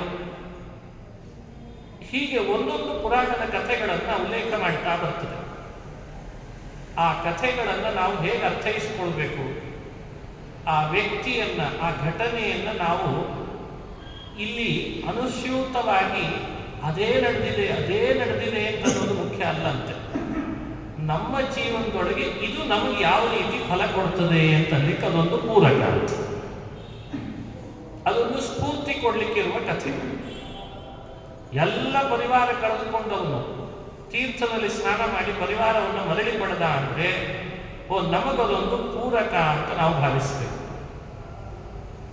ಕಪಿಲ ತೀರ್ಥದಲ್ಲಿ ಮಣ್ಣಿನ ಪಿಂಡವನ್ನು ಪ್ರದಾನ ಮಾಡಿದ ಒಬ್ಬ ವಿಪ್ರ. ಮಣ್ಣಿನ ಪಿಂಡವನ್ನ ತನ್ನ ಪಿತೃಗಳಿಗೆ ಪ್ರದಾನ ಮಾಡಿದ್ದರ ಫಲವಾಗಿ ಅವನಿಗೆ ಪಿತೃಗಳ ಅನುಗ್ರಹ ಆಗಿ ಅವನು ಮಾಡಿದಂಥ ಎಲ್ಲ ಪಾಪಗಳು ಪರಿಹಾರ ಆಗ್ಲಿಕ್ಕೆ ಬೇಕಾಗುವ ಹಾಗೆ ಮಾರ್ಗದರ್ಶನ ಆಯಿತು. ಈ ಕಥೆ ಪುರಾಣದಲ್ಲಿ ಬರ್ತದೆ. ನಮಗೇನು ತಿಳುವಳಿಕೆ ಕೊಡ್ತದೆ? ಮನುಷ್ಯ ಮಾಡುವಂತಹ ಶ್ರದ್ಧೆ ಹಾಗೂ ಪಶ್ಚಾತ್ತಾಪಗಳು ಇಂಥ ತೀರ್ಥಗಳಲ್ಲಿ ಬಂದಾಗ ಅವನಿಗೆ ಹೇಳಿದ ಧಾನ್ಯಗಳನ್ನ ಸಂಪಾದಿಸಿ ಆ ಕರ್ಮ ಮಾಡ್ಲಿಕ್ಕೆ ಆಗದೇ ಹೋದ್ರು ಅವನ ಮನಸ್ಸಿನಲ್ಲಿ ಪಟ್ಟ ಪಶ್ಚಾತ್ತಾಪವೇ ಅವನನ್ನು ಪರಿಶುದ್ಧ ಮಾಡ್ತದೆ ಅನ್ನಲಿಕ್ಕೆ ಈ ಕಥೆಗಳನ್ನು ನಾವು ತಿಳ್ಕೊಳ್ಬೇಕು. ಇಂಥ ಅನೇಕ ಕಥೆಗಳು ಮನುಷ್ಯನಿಗೆ ಎರಡನ್ನ ಪುರಾಣಗಳು ತಿಳುವಳಿಕೆ ಕೊಡ್ಲಿಕ್ಕೆ ಹೊರಟಿದೆ ಪ್ರಮುಖವಾಗಿ. ಒಂದು ಶ್ರದ್ಧೆ, ಇನ್ನೊಂದು ಪಶ್ಚಾತ್ತಾಪ. ಎಲ್ಲಾ ತೀರ್ಥಗಳ ಕಥೆ ಹೇಳುವಾಗಲೂ ಒಬ್ಬೊಬ್ಬ ಭಕ್ತನ ಶ್ರದ್ಧೆಯನ್ನ, ಇನ್ನೊಂದು ಪಶ್ಚಾತ್ತಾಪವನ್ನ ಹಿನ್ನೆಲೆಯಲ್ಲಿಟ್ಟು ಹೇಳ್ತೇವೆ. ನಾವು ಅದನ್ನು ತಗೊಳ್ಬೇಕು. ಆ ವ್ಯಕ್ತಿಯ ಪರಿವಾರ ಅಥವಾ ಅವನು ಇದ್ದ ಕಾಲ, ಈಗ ಇತ್ತೀಚೆಗೆ ಸಂಶೋಧನೆ ಅಂತ ಹಂಗೆ ನಡೆದಿದೆ. ಯಾವ ಇಸ್ವಿಯಲ್ಲಿದ್ದ, ಅದು ಕ್ರಿಸ್ತ ಪೂರ್ವನೇ ಹೇಳಬೇಕಾ, ಕ್ರಿಸ್ತ ಹೇಳಬೇಕಾ, ಮತ್ತೆ ಅದನ್ನು ಹುಡುಕ್ಬೇಕು. ಇದು ಪುರಾಣಗಳಿಗೆ ಉದ್ದೇಶ ಅಲ್ಲ. ವ್ಯಕ್ತಿಯ ಪರಿಚಯ ಮಾಡಿಸಿದ್ದು ನಮಗೆ ತಿಳುವಳಿಕೆ ಮಾಡಿಸ್ಲಿಕ್ಕೆ ಅದು ಅನಿವಾರ್ಯ ಅಂತ ವ್ಯಕ್ತಿಯ ಹೆಸರುಗಳನ್ನು ಉಲ್ಲೇಖ ಮಾಡ್ತಾರೆ. ಕಥೆಗಳನ್ನು ಹೇಳಿದ್ದು ನಮಗೆ ಇದಕ್ಕಿಂತ ಬೇರೆ ರೂಪದಲ್ಲಿ ಹೇಳಿದ್ರೆ ಅರ್ಥ ಆಗಲ್ಲ ಅಂತ ಕಥೆಗಳನ್ನು ಹೇಳಿದ್ದಾರೆ ವೇದವ್ಯಾಸ. ಹಾಗಾಗಿ ಆ ಕಥೆಗಳನ್ನ, ಆ ವ್ಯಕ್ತಿಯನ್ನ ನಾವು ಅನುವರ್ತನೆ ಮಾಡುವಾಗ ಅಥವಾ ಅನುಸರಣೆ ಮಾಡುವಾಗ ವೇದವ್ಯಾಸರಿಗೆ ನಮಗೆ ಏನೋ ಒಂದು ಮೆಸೇಜ್ ಕೊಡ್ಲಿಕ್ಕಿದೆ, ಅದಕ್ಕೆ ಇದ್ರ ಜೊತೆಗೆ ನಮ್ಮನ್ನು ಕರ್ಕೊಂಡು ಹೋಗ್ತಿದ್ದಾರೆ ಅಂತ ನಾವು ಭಾವಿಸ್ತೀವಿ. ಈ ಪರ್ವತದಲ್ಲಿದ್ದ 12 ವರ್ಷಗಳಷ್ಟು ಕಾಲ ಸೇವೆ ಮಾಡಿದ್ರ ಫಲವಾಗಿ ಹನುಮಂತನಂಥ ಮಗನನ್ನು ಪಡೆದಲು ಅಂಜನೆ ಅನ್ನೋ ಕಥೆ ಪುರಾಣದಲ್ಲಿ ಕೇಳ್ತೀವಿ. ಅದರ ಅರ್ಥ ಏನು? ಅಂಜನೆಗೆ ಮತಂಗರ ಉಪದೇಶದಂತೆ ಉಪವಾಸ ಇದ್ದು ದಿನಾ ಆಕಾಶಗಂಗೆಯಲ್ಲಿ ಮಿಂದು ತಾನೇನೂ ಸ್ವೀಕಾರ ಮಾಡದೇನೆ ಬಂದಂಥ ಋಷಿಗಳಿಗೆಲ್ಲ ಹಣ್ಣು ಹಂಪಲುಗಳನ್ನು ಕೊಟ್ಟು ಯಥೋಚಿತವಾಗಿ ಸೇವೆ ಮಾಡಿದ್ರ ಫಲವಾಗಿ ಸ್ವತಃ ವಾಯು ಬಂದು ಹಣ್ಣಿನ ರೂಪದಲ್ಲಿ ತಾನೇ ಪ್ರವೇಶ ಮಾಡಿ ಅವರ ಗರ್ಭದಲ್ಲಿ ಜನಿಸಿ ಬಂದ. ಅಂಜನೆಯ ಉದರದಲ್ಲಿ ಹುಟ್ಟಿತು ಕೂಸು. ಅಂಜನೆಯ ಉದರದಲ್ಲಿ ಕೂಸು ಹುಟ್ಟಿತು ಅಂತ ಕಥೆ ಕೇಳ್ತೇವೆ. ಅದು ಇಲ್ಲಿ ಸೇವೆ ಮಾಡಿದ್ರ ಫಲವಾಗಿ. ಹಾಗಾಗಿ ಆ ಯುಗದಲ್ಲಿ ಈ ಪರ್ವತಕ್ಕೆ ಅಂಜನಾಚಲ ಅನ್ನೋ ಹೆಸರು ಬಂತು. ಇದು ಪುರಾಣದ ಕಥೆ. ಕಥೆಯ ಸಂದೇಶ ಇಲ್ಲಿ ಅಂಜನೆ, ಹನುಮಂತ 12 ವರ್ಷ ಅಥವಾ ಮತಂಗ, ಹಣ್ಣು ಹಂಪುಲಗಳು ಯಾವ ಹಣ್ಣು, ಇದು ಮುಖ್ಯ ಅಲ್ಲ. ಇದು ಮುಖ್ಯ ಅಲ್ಲ. ಇಲ್ಲಿ ಮುಖ್ಯ ಆದದ್ದೇನು? ತಪಸ್ಸು. ಅವಳು ಮನೆಗೆ ಬಂದಿದ್ದಂತಹ ಋಷಿಗಳಿಗೆ ತನ್ನ ಉಪವಾಸ ವ್ರತವನ್ನ, ಇನ್ನೊಬ್ಬರಿಗೆ ಫಲವನ್ನ ಕೊಟ್ಟು ಆತಿಥ್ಯ ಮಾಡಿದ್ರಲ್ಲ, ಆ ಆತಿಥ್ಯ. ಮತಂಗರ ಮಾತಿನಲ್ಲಿ ಅವಳು ಮಾಡಿದ ಶ್ರದ್ಧೆ. ಆಕಾಶ ಗಂಗೆ ನನಗೆ ಫಲ ಕೊಟ್ಟೇ ಕೊಡ್ತದೆ, ಇದು ಸನ್ನಿಧಾನ, ಈ ಪುಷ್ಕರಣಿ, ಇಲ್ಲಿರೋ ವರಾಹ ನಮಗೆ ಫಲ ಕೊಟ್ಟೇ ಕೊಡ್ತಾನೆ ಅನ್ನುವ ಅವಳ ಒಳಗಿದ್ದಂತಹ ಏನು ವಿಶ್ವಾಸ, ಇವುಗಳನ್ನು ನಮಗೆ ಪರಿಚಯ ಮಾಡಿಸಲಿಕ್ಕೆ ವ್ಯಾಸರು ಪುರಾಣಗಳಲ್ಲಿ ಇವುಗಳನ್ನೆಲ್ಲ ಹೇಳಿದ್ದಾರೆ ಅಂತ ಅನುಸಂಧಾನ ಮಾಡಬೇಕು. ನಮಗೇನಾಗಿರ್ತದೆ? ಅಂಜನೆ ನೆನಪಿರ್ತಾಳೆ, ಅವಳಿಗೆ ಹಿಂದೆ ಅವಳು ಮಾಡಿದ ತಪಸ್ಸು ನೆನಪಾಗ್ತಾ ಇಲ್ಲ. ಇದೇ ದುರಂತ. ಆಕಾಶ ಗಂಗೆ ನೆನಪಿದೆ, ಆದ್ರೆ ಆಕಾಶ ಗಂಗೆಯ ಮೇಲೆ ಅಂಜನೆ ಇಟ್ಟ ವಿಶ್ವಾಸ ಇದೆ ಅಲ್ಲ, ಅದು ನೆನಪಿಲ್ಲ. ಋಷಿಗಳು ಚೆನ್ನಾಗಿ ಹಣ್ಣು ತಿಂತಿದ್ರು, ಅವಳು ಮಾತ್ರ ಉಪವಾಸಿ ಇರ್ತಿದ್ಲು ಅಂತ ಕಥೆ ನೆನಪಿದೆ. ಆದ್ರೆ ಬಂದಂಥ ಅತಿಥಿಗಳಿಗೆ ಸತ್ಕರಿಸಬೇಕು ಅನ್ನೋ ತತ್ವ ಇಲ್ಲಿ ಹೇಳ್ತಾ ಇದೆ ಅನ್ನೋದು ನೆನಪಾಗ್ತಾ ಇಲ್ಲ. ಇದು ವಿಪರ್ಯಾಸ. ಪುರಾಣ ಕರ್ತೃ ವೇದವ್ಯಾಸರು ನಮ್ಮಿಂದ ಬಹಳ ನಿರೀಕ್ಷೆಗಳನ್ನು ಇಟ್ಕೊಂಡ್ರು, ಪುರಾಣಗಳನ್ನು ರಚನೆ ಮಾಡಿದ್ದಾರೆ. ಆ ನಿರೀಕ್ಷೆಯನ್ನು ನಾವು ಹುಸಿ ಮಾಡದಂತೆ ನೋಡಬೇಕಿದೆ. ನಿರೀಕ್ಷೆಗಳು ಅಂದ್ರೆ ಏನು ನಿರೀಕ್ಷೆ? ಇದೇ ನಿರೀಕ್ಷೆ. ನಾನೊಂದು ಕಥೆ ಹೇಳ್ತೇನೆ, ಆ ಹೇಳಿದ ಕಥೆಯಿಂದ ಈತ ತನ್ನೊಳಗೆ ಎಷ್ಟು ಗುಣ ಅಳವಡಿಸಿಕೊಂಡು ಇವನನ್ನ ಮಾರ್ಪಾಡು ಮಾಡ್ಕೊಳ್ತಾನೆ. ಇದು ಪುರಾಣಗಳಿಗಿರೋ ನಿರೀಕ್ಷೆ. ನಾನೊಂದು ಕಥೆ ಹೇಳ್ತೇನೆ. ಒಬ್ಬ ಇದ್ದ, ಆತನ ಹೆಸರು ವೃಷಭ ಅಂತ. ಹೇಳಿ ಕೇಳಿ ಅಸುರ. ಅಲ್ಲಲ್ಲಿ ಋಷಿಗುಡಿ ಮುನಿಗಳ ಆಶ್ರಮಕ್ಕೆ ಹೋಗಿ ಹಿಂಸೆ ಮಾಡ್ತಿದ್ದ ತಪಸ್ಸಿಗೆ. ಅವನು ಹಿಂಸೆ ತಡೀಲಿಕ್ಕಾಗದೆ ಋಷಿ ಮುನಿಗಳೆಲ್ಲ ಭಗವಂತನನ್ನ ಶರಣು ಬಂದರು. ನಮ್ಮ ಕೈಯಲ್ಲಿ ತಡೀಲಿಕ್ಕೆ ಆಗ್ತಿಲ್ಲ ಇವನು ಹಿಂಸೆಯನ್ನ, ಎಂದು ಕೊಲ್ತಿ ಅಂತ ಬೇಡ್ಕೊಂಡ್ರು. ಮೊರೆ ಹೋದದಕ್ಕೆ ಭಗವಂತ ಅವನನ್ನ ನಾನು ಕೊಲ್ತೇನೆ ಅಂತ ಅವನಿಗೆ ಅಭಯ ಕೊಟ್ಟ. ಆತನನ್ನ ಕೊಲ್ಬೇಕು ಅಂತ ದೇವರು ಬಂದಂತೆ. ಏನ್ ಇಂಥ ವಿಚಿತ್ರ ತಪಸ್ಸು ಮಾಡ್ತಿದ್ದಿ, ನೋಡಿದ್ರೆ ಋಷಿ ಮುನಿಗಳಿಗೆ ಹಿಂಸೆನೂ ಕೊಡ್ತಿದ್ದಿ, ನಿನಗೆ ಏನ್ ಬೇಕು ಅಂತ ಹೀಗೆ ಮಾಡ್ತಿದ್ದಿ ಅಂತ ಕೇಳಿದ್ನಂತೆ ದೇವರು. ಅವನೇನ್ ತಪಸ್ಸು ಮಾಡ್ತಾ ಇದ್ದ? 5,000 ವರ್ಷ ಸಕರಾಳ ಅಧೋಮುಖ ನೃಸಿಂಹಾತ್ಮಿಕಾಂ ನೃಸಿಂಹ ಶಾಲಿಗ್ರಾಮವನ್ನ ಅವನು ದಿನನಿತ್ಯ ಪೂಜೆ ಮಾಡ್ತಾ ಇದ್ದ. ಪೂಜಾ ಅಂತೆ ಸ್ವಶಿರ ಪುಷ್ಪಂ ಖಡ್ಗೇನಾಹೃತ್ಯ ಭೂಪತೆ. ಪೂಜೆ ಮುಗಿಸಿದ ಕೂಡಲೇನೆ ದೇವರಿಗೆ ನಮಸ್ಕಾರ ಹಾಕ್ಬೇಕಲ್ಲ ನರಸಿಂಹ ಶಾಲಿಗ್ರಾಮಕ್ಕೆ. ಖಡ್ಗದಿಂದ ತನ್ನ ಶಿರಸ್ಸನ್ನೇ ಹೂವಿನಂತೆ ಕತ್ತರಿಸಿ ಹೂವಿನಂತೆ ದೇವರಿಗೆ ಅರ್ಪಣೆ ಮಾಡ್ತಿದ್ದ. ಪೂಜಾ ಅಂತೆ ಸುಶಿರ ಪುಷ್ಪಂ ಖಡ್ಗೇನಾಹೃತ್ಯ ಭೂಪತೆ. ಪೂಜೆ ಮುಗಿದ ಕೂಡಲೇ ಖಡ್ಗ ತೆಗಿಬೇಕು, ಶಿರಸ್ಸು ಕತ್ತರಿಸಬೇಕು, ದೇವರಿಗೆ ಅರ್ಪಿಸಬೇಕು, ಮತ್ತೆ ಪುನಃ ತಲೆ ಅವನಿಗೆ ಚಿಗುರ್ಬೇಕು. ಈ ಥರದ್ದೊಂದು ಕಥೆ ಹೇಳ್ತಾರೆ. ದೇವರು ಅವನಿಗೆ ಪ್ರಕಟನಾಗಿ ಕೇಳ್ತಾನೆ, ಏನ್ ಬೇಕು ವೃಷಭ? ಈ ರೀತಿ ಪೂಜೆ ಮಾಡ್ತಿ, ನೋಡಿದ್ರೆ ಹಿಂಸೆ ಕೊಡ್ತಿ ಋಷಿ ಮುನಿಗಳಿಗೆ, ಅವ್ರು ಮೊರೆ ಎಲ್ಲೋ ಹಾಕಿ ಮಾಡಿದ್ದಿ, ಏನ್ ಬೇಕು ನಿನಗೆ? ನನಗೆ ಯುದ್ಧ ಬೇಕು ಅಂತ. ಸರಿ ಬಾ, ಯುದ್ಧ ಮಾಡ್ತೀನಿ. ಯುದ್ಧ ಮಾಡಿದ. ಯುದ್ಧ ಮಾಡಿ ಅವನನ್ನು ಕೊನೆಗೆ ಶಿರಚ್ಛೇದ ಮಾಡಿದ. ಶಿರಚ್ಛೇದ ಮಾಡುವ ಮುನ್ನ ಅವನಿಗೆ ಕೇಳಿದ್ದಂತೆ, ನಿನಗೆ ಏನು ವರ ಕೊಡ್ಲಿ ಹೇಳು, ಎಂಥ ಬಲ ತೋರಿಸಿದಿ, ನನ್ನೊಟ್ಟಿಗೆ ಯುದ್ಧ ಬೇಕು ಅಂತ ಕೇಳಿಕೊಂಡು ನಿನ್ನ ಬಲಕ್ಕೆ ಮೆಚ್ಚುಗೆ ಇದೆ, ನನಗೆ ನಿನಗೆ ವರ ಕೊಡೋಣ ಅನಿಸ್ತಿದೆ, ಏನ್ ಬೇಕು ಕೇಳ್ಕೊ ಅಂದ್ರೆ, ನನಗೆ ಈ ಬೆಟ್ಟಕ್ಕೆ ಹೆಸರು ಬರೋ ಹಾಗೆ ಮಾಡು ಅಂತ. ಯುದ್ಧ ಮಾಡೋಕ್ಕಿಂತ ಮೊದಲೇ ಕೇಳಿದ್ರು ಇದೇ ಕೊಡ್ತೀನಿ, ಯುದ್ಧ ಮಾಡಿದ ಮೇಲೆ ಕೇಳ್ತಾನೆ. ಸರಿ, ಅವನಿಗೆ ಆತನ ಅಭಿಲಾಷೆ, ಬೆಟ್ಟಕ್ಕೆ ಹೆಸರು ಇಟ್ಟ, ಅವನ ತಲೆನೂ ಕತ್ತರಿಸಿದ ಅಂತ ಇಷ್ಟು ಕಥೆ ಪುರಾಣದೊಳಗೆ ನೀವೆಲ್ಲ ಕೇಳಿದ್ದು ಪ್ರಸಿದ್ಧವಾದದ್ದು. ಇಲ್ಲಿ ವೃಷಭಾಸುರನ ವ್ಯಕ್ತಿಯ ಅಥವಾ ಯುದ್ಧದ ಬಣ್ಣನೆ ಮಾಡಲಿಕ್ಕೆ ಪುರಾಣ ಕರ್ತೃ ವೇದವ್ಯಾಸರು ಬೇಕಾ? ವ್ಯಾಸರಿಗೆ ಅದೇ ಉದ್ದೇಶನ? ಅಂದ್ರೆ ಉದ್ದೇಶ ಏನು? ನಾಳೆ ನಾವು ಯಾರಾದರೂ ದೇವ್ರ ಪ್ರಕಟನ ಹಾಕ್ಕೊಡ್ಲೆ, ನನಗೆ ಇನ್ನೇನು ಬೇಡಪ್ಪ, ಯುದ್ಧ ಮಾಡೋದನ್ನು ಹೇಳ್ಕೊಟ್ಬಿಡು ಸಾಕು, ನೀನು ವೃಷಭಾಸುರನ ಜೊತೆ ಯುದ್ಧ ಮಾಡಿದ್ದೆಲ್ಲ, ನನ್ನ ಜೊತೆಗೂ ಯುದ್ಧಕ್ಕೆ ಬಾ. ಅಂದ್ರೆ ಈ ಪುರಾಣದ ಆಂಗಲ್ ಏನು? ಸರಿ, ದೇವರನ್ನು ಯುದ್ಧಕ್ಕೆ ಬರಮಾಡ್ಕೊಳ್ಳೋದಾ? ಯಾಕೆ ವೃಷಭಾಸುರ ಯುದ್ಧಕ್ಕೆ ಬರಮಾಡ್ಕೊಂಡ, ಯುದ್ಧ ಮಾಡಿದ, ಆಮೇಲೆ ಹೆಸರು ಕೊಟ್ಬಿಡು ನಮ್ದು ಅಂತ ಕೇಳಿದ. ಹಾಗಾದ್ರೆ ನಾಳೆ ನಾವು ದೇವರನ್ನು ಯುದ್ಧಕ್ಕೆ ಕರೆದು ಕೊನೆಗೆ ಅಪ್ಪಿ ತಪ್ಪಿ ದೇವರು ಯುದ್ಧ ಮಾಡೋ ಹಾಗೆ ಮಾಡಿ ನಿನಗೇನು ಬೇಕು ಅಂತ ಮತ್ತೆ ಕೇಳಿದಾಗ ನನ್ನ ಹೆಸರು ಈ ಬೆಟ್ಟಕ್ಕೆ ಇಟ್ಬಿಡಪ್ಪ ಅಂತ ಹೀಗೆ ಹೇಳೋದಲ್ಲ. ಪುರಾಣದ ಉದ್ದೇಶ ಏನು? ಎಕ್ಸಲಿ ಕೇಳಿಲ್ಲ ಈ ಕಥೆಗಳನ್ನ. ಕಥೆಗಳ ಒಳಮರ್ಮ ಏನು? ಹಾಗಾದ್ರೆ ವ್ಯಾಸರು ಏನನ್ನು ಹೇಳಲಿಕ್ಕೆ ಕೊಟ್ಟಿದ್ದಾರೆ ನಮಗೆ? ಶತಾನಂದರು ಜನಕರಾಜನಿಗೆ ಹೇಳಿದ ಕಥೆಯ ಸಾರ ಏನು? ಇದನ್ನು ಆಲೋಚನೆ ಮಾಡೋಣ. ಆ ಪುರಾಣದ ಹಿನ್ನೆಲೆ ಅನುಸಂಧಾನ ಮಾಡಬೇಕಾದ ಬಹಳ ಇದೆ. ಆತ ಭಗವಂತನ ಸಾಲಿಗ್ರಾಮ ಪೂಜೆ ಮಾಡ್ತಿದ್ದುದು ನಿಜ, ತಪಸ್ವಿಗಳಿಗೆ ಹಿಂಸೆ ಕೊಡ್ತಿದ್ದು ನಿಜ.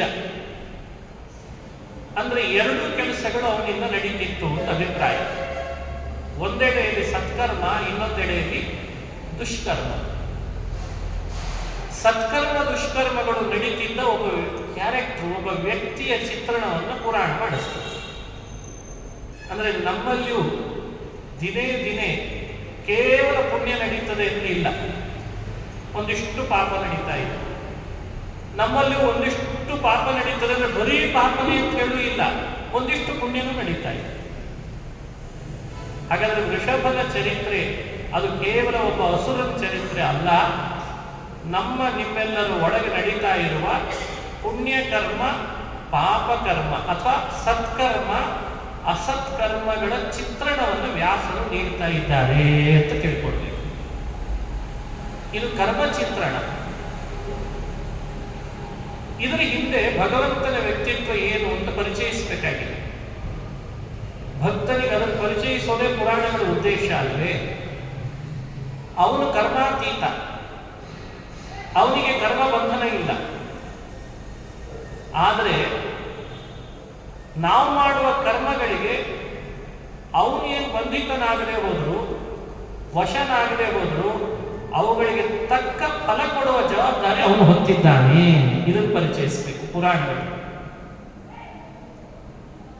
ಇವನು ಮಾಡುವ ಸತ್ಕರ್ಮಗಳಿಗೆ ಯುದ್ಧ ಭಿಕ್ಷೆ ಬೇಕು ಅಂತ ಆಸೆ ಪಟ್ಟರೆ ಯುದ್ಧನೇ ಮಾಡ್ಲಿಕ್ಕೆ ಇಡುತ್ತಂತೆ ದೇವರು. ಯುದ್ಧನೇ ಮಾಡ್ಲಿಕ್ಕೆ ಹೇಳ ಅವನು ಹೇಗೆ ಬೇಡ್ಕೊಂಡ ಅಂತ ಪುರಾಣ ಹೇಳ್ತದೆ. ದಶಾವತಾರ ವಿಭವೇ, ನೀನು 10 ಅವತಾರಗಳನ್ನು ಮಾಡಿದ್ದಿ.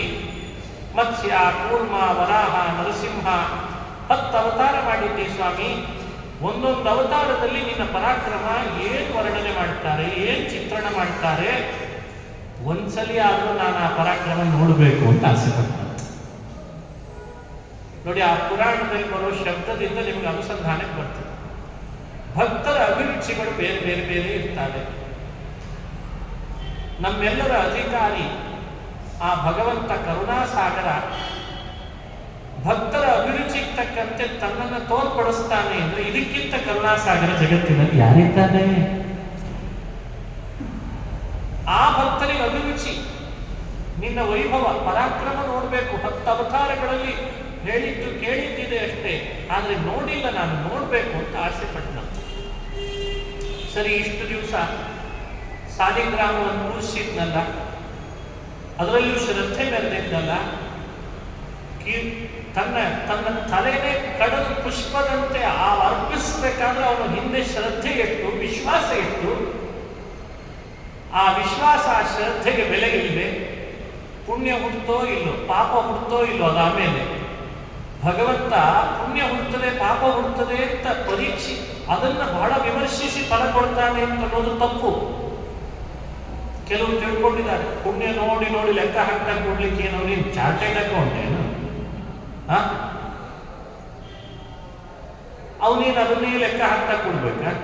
ಮೇಲಾಗದು ಜಡ, ಅದು ಏನು ಪ್ರಭಾವ ಬೀರ್ಬಂತು ನಮ್ಮ ಮೇಲೆ?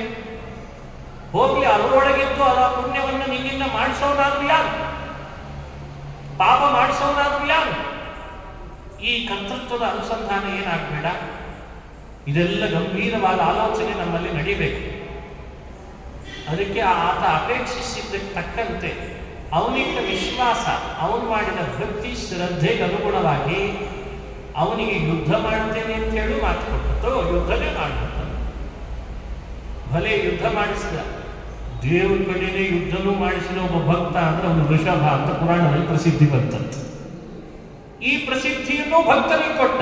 ಯಾಕೆ ಅಂದ್ರೆ ಭಕ್ತ ಯುದ್ಧ ಮಾಡುವಂತ ಕೇಳಿದ್ರು ಯುದ್ಧ ಮಾಡುವ ಕರುಣಾಸಾಗರ ನಮ್ಮೆಲ್ಲರ ಯಜಮಾನ ಅಂತ ನಮಗೆ ಪರಿಚಯ ಮಾಡಿಸ್ಬೇಕಾಗಿದೆ. ಅರೆ ಯುದ್ಧ ಕೇಳಿದ್ರೆ ಯುದ್ಧ ಮಾಡ್ತೀನಿ, ಜಗಳ ಕೇಳಿದ್ರೆ ಜಗಳ ಮಾಡ್ತೀನಿ, ರಥ ಓಡಿಸು ಅಂದ್ರೆ ರಥ ಓಡಿಸ್ತೀನಿ, ಕುದುರೆ ತೊಳಿ ಅಂದ್ರೆ ಕುದುರೆ ತೊಳಿತೀನಿ, ಎಂಜಲು ಬಳಿ ಅಂದ್ರೆ ಎಂಜಲ್ ಬೆಳಿತೀನಿ, ಆಯ್ತಾ? ಎಂಜಲ್ ಬಳಿ ಅಂದ್ರೆ ಎಂಜಲ್ ಬೆಳಿತೀನಿ. ಇನ್ನೇನ್ ಮಾಡ್ಬೇಕು? ಇನ್ನೂ ಏನ್ ಮಾಡ್ಬೇಕಪ್ಪ? ಈ ತತ್ವ ತಿಳಿಸ್ಬೇಕು ಅಂತ ಪುರಾಣಗಳು ಭಕ್ತ ಭಗವಂತನ ಬಾಂಧವ್ಯವನ್ನ ಅವಿರತವಾದ, ಜಗತ್ತಿನಲ್ಲಿ ಅತಿ ಆಶ್ಚರ್ಯಕರವಾದ, ಎಷ್ಟು ಊಹಿಸಿದ್ರೂ ಊಹಿಸಲಿಕ್ಕೆ ಸಾಧ್ಯವಿಲ್ಲದ ಆ ಗುಣಪೂರ್ಣನಾದ ಶ್ರೀಹರಿಯ ಭಗವಂತನ ಬಾಂಧವ್ಯವನ್ನು ಭಕ್ತನೊಟ್ಟಿಗೆ ಇದ್ದದ್ದನ್ನು ಪರಿಚಯಿಸಲಿಕ್ಕೆ ಈ ಪುರಾಣಗಳ ಕಥೆಯನ್ನು ನಮ್ಮ ಮುಂದಿಡ್ತಾರೆ. ಭಾವಿಸಿ ಹೀಗೆ ಸತ್ಕರ್ಮ ದುಷ್ಕರ್ಮಗಳಿಗೆ ಫಲ ಕೊಡುವ ಅಧಿಕಾರ ಅವನಿಗೆ ಇದೆ ಅನ್ನೋ ಅಂಶ ಒಂದು. ಅಂಥೇಳಿ ಕರ್ಮಗಳನ್ನು ಹುಡುಕಿ ಕೊಡಬೇಕಾದ ಅಪರಿಪೂರ್ಣತೆ ದೇವರಲ್ಲಿಲ್ಲ. ಅದನ್ನು ಮೀರಿ ಭಕ್ತರನ್ನು ಅನುಗ್ರಹಿಸಬಲ್ಲ ಅನ್ನೋ ಅವನ ಮಹಿಮೆಯನ್ನು ಪರಿಚಯಿಸಬೇಕು. ನಿಯಮಕ್ಕನುಗುಣವಾಗಿ ವ್ಯವಸ್ಥಾಪಕ ಇರ್ತಾನಷ್ಟೇ. ನಿಯಮ ಇದೆ, ಮಾಡ್ತೇನೆ. ವೇದಗಳ ನಿಯಮ ಇದೆ, ಕರ್ಮಕ್ಕನುಗುಣವಾಗಿ ದೇವರು ಫಲ ಕೊಡ್ತಾನೆ ಅಂತ. ಆ ವೇದ ಸುಳ್ಳು ಆಗಬಾರ್ದು, ಶಾಸ್ತ್ರ ಸುಳ್ಳು ಆಗಬಾರ್ದು. ವೇದ ಶಾಸ್ತ್ರಗಳು ಅನ್ನೋದು ಕಟ್ಟುಪಾಡು. ಅದು ಯದ್ಯಪಿ ಮನುಷ್ಯನಿಗಿದ್ರು ಅವುಗಳು ಸುಳ್ಳು ಆಗದಂತೆ ತನ್ನ ಅಧಿಕಾರ ವ್ಯವಸ್ಥೆಯನ್ನ ಭಕ್ತನಿಗೆ ಅರ್ಥ ಮಾಡಿಸಿ ಭಕ್ತನನ್ನ ಅನುಗ್ರಹಿಸುವ ಕರುಣಾಸಾಗರ ಅಂದ್ರೆ ಅದು ಶ್ರೀನಿವಾಸ ಅಂತ ನಾವು ಅರ್ಥ ಮಾಡಿಕೊಳ್ತೇವೆ. ಇದು ವ್ಯಕ್ತಿತ್ವ. ಎಷ್ಟು ರೋಮಾಂಚನ ಆಗ್ತದೆ ಶ್ರೀಹರಿಯ ವ್ಯಕ್ತಿತ್ವ ಚಿಂತನೆ ಮಾಡ್ತಾ ಇದ್ರೆ. ಹೆಸರಿಗೆ ಹೆಸರು ಕೊಡ್ತೇನೆ, ಯುದ್ಧಕ್ಕೆ ಯುದ್ಧನೂ ಮಾಡ್ತೇನೆ, ವರಕ್ಕೆ ವರ ಕೊಡ್ತೇನೆ, ಕರ್ಮ ಮಾಡಿದ್ದಕ್ಕೆ ತಕ್ಕ ಫಲ ಕೊಡ್ತೇನೆ, ಏನೂ ಬೇಡ ಅಂತೇನೆ, ಎಲ್ಲ ಬೇಕು ಅಂದ್ರೆ ಎಲ್ಲ ಕೊಡ್ತೇನೆ. ಆದರೆ ನಿನ್ನ ಪ್ರಯತ್ನ, ನಿನ್ನ ಶ್ರದ್ಧೆ, ನಿನ್ನೊಳಗಿರುವ ವಿಶ್ವಾಸ, ನಿನ್ನಿಂದ ನಡೆಯುವ ಆ ಪ್ರತಿ ಹಂತವೂ ನಾನು ಅಪೇಕ್ಷಿಸ್ತೇನೆ. ನಿನ್ನಿಂದ ಇದು ನಡೀತದೆ ಅಂತ ಅಪೇಕ್ಷಿಸ್ತೇನೆ. ಇದು ವೃಷಭಾಚಲ ಉಪಾಖ್ಯಾನ ಅಂತ ಚಿಂತನೆ ಮಾಡಿದ್ರು. ಪುರಾಣದಲ್ಲಿ ಮತ್ತೊಂದು ಕಥೆ ಬರ್ತದೆ, ಬಹಳ ಪ್ರಸಿದ್ಧವಾದ ಕಥೆ. ಒಬ್ಬನಿಗೆ ಅಹಂಕಾರ ಬಂತು ದೇವಲೋಕದಲ್ಲಿ, ಎಲ್ಲಿಲ್ಲದ ಅಹಂಕಾರಕ್ಕೆ ಸರಿಯಾಗಿ ಪೆಟ್ಟು ಕೊಡಬೇಕಿತ್ತು. ದೇವಲೋಕದಲ್ಲಿ ಅಹಂಕಾರ, ಇಲ್ಲಿ ಕೇಳಿದ್ರೆ ಆಶ್ಚರ್ಯ ಆಗ್ತದೆ. ಮನುಷ್ಯ ಲೋಕದಲ್ಲಿ ಏನೋ ವಿಚಿತ್ರ ಸರಿ, ಅದೇ ಪರಿಸರದೊಳಗೆ ಅಂಥವರೊಟ್ಟಿಗೆ ನಾವು ನೀವು ಇರೋದ್ರಿಂದ ನಮ್ಮಿಂದ ಅವರಿಗೆ, ಅವರಿಂದ ನಮಗೆ ಗುಣದೋಷಗಳು ಹಂಚಿಕೆ ಆಗ್ತಾರೆ ಸರಿ. ಏಕೆ ಇದು ಭೂಲೋಕ, ನಿಮ್ಮಿಂದ ನನಗೊಂದಿಷ್ಟು, ನನ್ನಿಂದ ನಿಮಗೊಂದಿಷ್ಟು ಗುಣಗಳೆಲ್ಲ ಟ್ರಾನ್ಸ್ಫರ್ ಆಗ್ತವೆ. ಆದರೆ ವೈಕುಂಠ ಲೋಕ, ದೇವಲೋಕ, ಅಲ್ಲೇನು ಪರಿಸರದ ಸಮಸ್ಯೆ? ಅಲ್ಲಿ ಯಾರು ಮೊಬೈಲ್ನಲ್ಲಿ ಮಾತಾಡ್ತಾರೆ, ಮೆಸೇಜ್ ಕಳಿಸ್ತಾರೆ? ಅಲ್ಲಿರೋರೆಲ್ಲ ದೇವತೆಗಳಲ್ವೇ? ಮಾತನಾಡೋದೆಲ್ಲ ಒಳ್ಳೆಯದನ್ನೇ ಮಾತಾಡ್ತಾರಲ್ವೇ? ಕೇಳೋದೆಲ್ಲ ಒಳ್ಳೆಯದನ್ನೇ ಕೇಳ್ತಾರೆ, ಉಣ್ಣೋದೆಲ್ಲ ಆಹಾರ ಒಳ್ಳೆಯದನ್ನೇ ಉಣ್ತಾರೆ. ಏನು ಪರಿಸರದ ದೋಷ ಇಲ್ಲ, ಕಲಿಯುಗ ಅಂತ ಕಾಲದ ದೋಷ ಇಲ್ಲ, ಯುಗದ ದೋಷ ಇಲ್ಲ, ದೇಶದ ದೋಷ ಇಲ್ಲ, ಆಹಾರದ ದೋಷ ಇಲ್ಲ, ವ್ಯಕ್ತಿಗಳ ದೋಷ ಇಲ್ಲ. ಮತ್ತೆ ಯಾಕೆ ಅಹಂಕಾರದ ಕಥೆ ಹೇಳ್ತಾರೆ ಪುರಾಣ. ಅಲ್ಲೊಬ್ರು ಇದ್ರು, ಅದು ಎಂಥವರಿಗೆ ಸದಾ ವಿಷ್ಣುವಿಗೆ ಹಾಸಿಗೆಯಾಗಿ ಸೇವೆ ಮಾಡುವಂತಹ ಮಹಾನುಭಾವನಿಗೆ ಸಪ್ತದ್ವೀಪ ಸಪ್ತಸಾಗರಗಳನ್ನ, ಭೂಮಿಯನ್ನ ನೋಡಿ, ಸಪ್ತದ್ವೀಪ ಸಪ್ತಸಾಗರಗಳಿಂದ ಸಹಿತವಾದ ಈ ಭೂಮಿಯನ್ನ ತನ್ನ ಹೆಡೆಯ ಮೇಲೆ ಸಾಸಿವೆ ಕಾಳಿನಂತೆ ಹಿಡ್ಕೊಂಡಂಥ ಒಬ್ಬ ವ್ಯಕ್ತಿಗೆ ಅಹಂಕಾರ. ಪುರಾಣದ ಕಥೆ ಇದೆ. ಏನೋ ಸಾಮಾನ್ಯ ವ್ಯಕ್ತಿಗೆ ಅಹಂಕಾರ ಬಂದಿತ್ತು, ಅವ್ರ ತಂದೆ ತುಂಬ ದುಡ್ಡು ಮಾಡಿಟ್ಟಿದ್ದ, ಸಣ್ಣ ವಯಸ್ಸಿಗೆ ಅಧಿಕಾರ ಬಂತು, ಪಿತ್ತ ಮೆತ್ತಿಗೆ ಏರ್ತು, ಯಾರು ಬೇಕಾದ ಏನು ಬೇಕಾದ ಮಾತಾಡಲಿ ಅಂತ ಹೇಳಿ ತಂದೆ ತಾನೇ ನಡೆದದ್ದೇ ದಾರಿ ಅಂತ ಮಾಡಿದಾಗ ಅದು ಬೇರೆ ಮಾತು. ಹಂಗೇನಾದರೂ ಇದ್ದಾರ ಇವರು? ಹಂಗೇನಾದರೂ ಇದ್ದಾರ? ಸದಾ ಭಗವಂತನನ್ನ ತನ್ನ ದೇಹದ ಮೇಲೆ ಮೃದುವಾದ ದೇಹದ ಮೇಲೆ ಮಲಗಿಸ್ಕೊಳ್ತಾನೆ. ಬರೀ ಮಲಗಿಸ್ಕೊಳ್ಳೋದಲ್ಲ, ಲೋಕ ಎಲ್ಲ ಹೀಗೆ ಶೇಷನ ಮೇಲೆ ಮಲಗಿದ್ದಾನೆ ಅಂತ ಸ್ತೋತ್ರಗಳು ಮಾಡ್ತಾರೆ. ಮತ್ತೆ ಸ್ತೋತ್ರಗಳು ಹಾಗೆ ಮಾಡ್ತದಲ್ವ. ಪಾಲಗಡಲೋಡು ಪವಡಿಸಿದವನೇ, ಆಲದೆಯ ಮೇಲೆ ಮಲಗಿದ ಶಿಶುವೆ, ಶ್ರೀನಾಥಾಂಗಿಯರ ಚಿತ್ತದೊಲ್ಲಬನೆ ಬಾಲೆ. ನೋಡಿ ಎಷ್ಟು ಚೆನ್ನಾಗಿ ವರ್ಣನೆ ಮಾಡಿದ್ದಾರೆ. ಕ್ಷೀರ ಸಮುದ್ರದಲ್ಲಿ ಮಲಗಿರ್ತಾನೆ, ಶೇಷಶಯನಾಗಿರ್ತಾನೆ. ಲಕ್ಷ್ಮಿ ಆ ಭಗವಂತನ ಪಾದಗಳನ್ನು ತನ್ನ ತೊಡೆ ಮೇಲೆ ಇಟ್ಟುಕೊಂಡು ಕಣ್ಣರಳಿಸಿ ಸೇವೆ ಮಾಡ್ತಾ ಇರ್ತಾಳೆ. ಅವಳು ಅದೇ ಶೇಷನ ಮೇಲೆ ಕೂತಿದ್ದಾಳೆ ಅಂತ ಹೇಳಿ ಅರ್ಥ ತಾನೆ. ಲಕ್ಷ್ಮಿ ಕುಳಿತಿದ್ದಾಳೆ, ಭಗವಂತ ಕುಳಿತಿದ್ದಾನೆ. ಅಂಥ ಶೇಷನಿಗೆ ಪುರಾಣದಲ್ಲಿ ಕಥೆ ಹೇಗೆ ಹೇಳ್ಬಿಡ್ತಾರೆ ವೇದವ್ಯಾಸರು.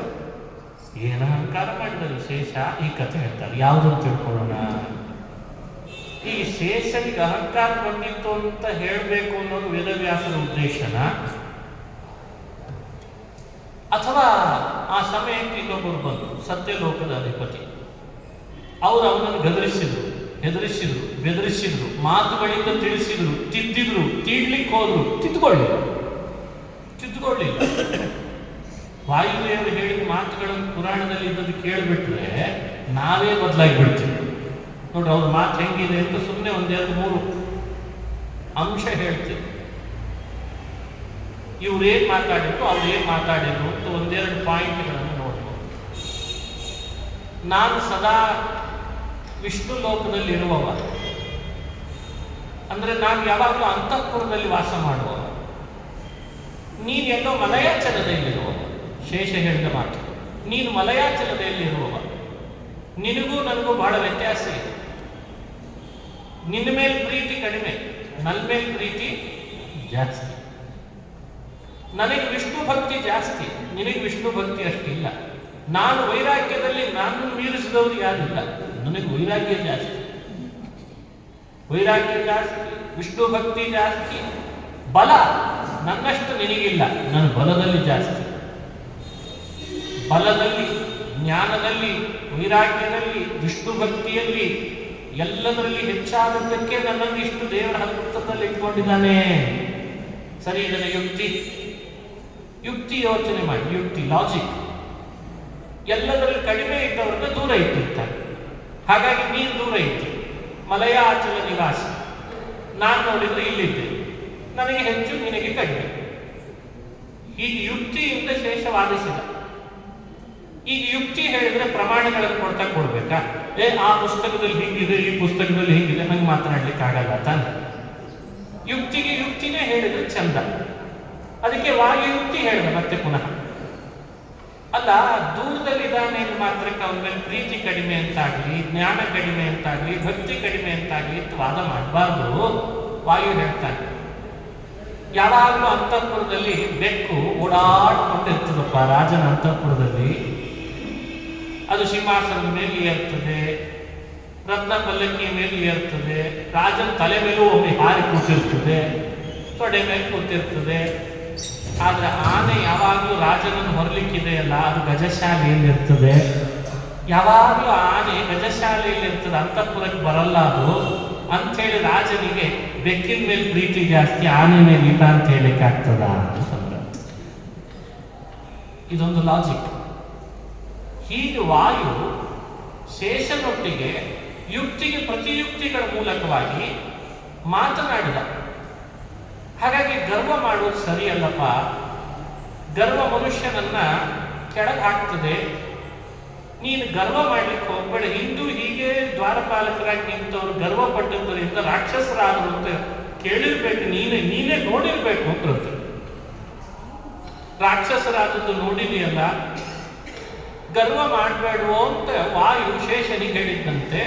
ಶೇಷ ಇನ್ನೂ ಕೂಗಾಡಿದ, ಇನ್ನೂ ಗರ್ವ ತೋರಿದ, ಕೊನೆಗೆ ವಿಷ್ಣು ಒಳಗಿನಿಂದ ಹೊರಗೆ ಬಂದ. ಛೇ ಛೇ ಛೇ ಛೇ ಛೇ, ನಮ್ಮ ಮನೆಯೊಳಗಾದ್ರೂ ನಮ್ಮ ಮಕ್ಕಳು ಇಷ್ಟು ಜಗಳ ಆಡಲ್ಲ ನೋಡಿ. ಪುರಾಣದ ಈ ಕಥೆಗಳಲ್ಲಿ ಬಂದ ಶೇಷವಾಯುವಿನ ಸಂವಾದ, ಶೇಷನ ವಾಯುವಿನ ವ್ಯಕ್ತಿತ್ವದಲ್ಲಿ ಕಲಾಪ್ರಿಯರು ಅಂತ ಅವರಿಗೆ ಹಣೆಪಟ್ಟಿ ಕಟ್ಟಲಿಕ್ಕೆ ಈ ಕಥೆಯನ್ನು ವ್ಯಾಸರು ಹೇಳಿದ್ರೆ. ಅಂದ್ರೆ ಏನ್ ಸದಾ ದೇವತೆಗಳು ಅಂದ್ರೆ ಜಗಳಾಡ್ತಿರ್ತಾರೆ ಅಂತ ನಮಗೇನಾದ್ರೂ ಒಂದು ಮೆಸೇಜ್ ರವಾನೆ ಮಾಡ್ಬೇಕಿತ್ತು ವೇದವ್ಯಾಸರಿಗೆ. ಈ ದೇವತೆಗಳು ಜಗಳಾಡಿದಾಗ ದೇವರೇ ಬಂದು ಬಿಡಿಸ್ಬೇಕಾಯ್ತು ನೋಡಿದ್ರ.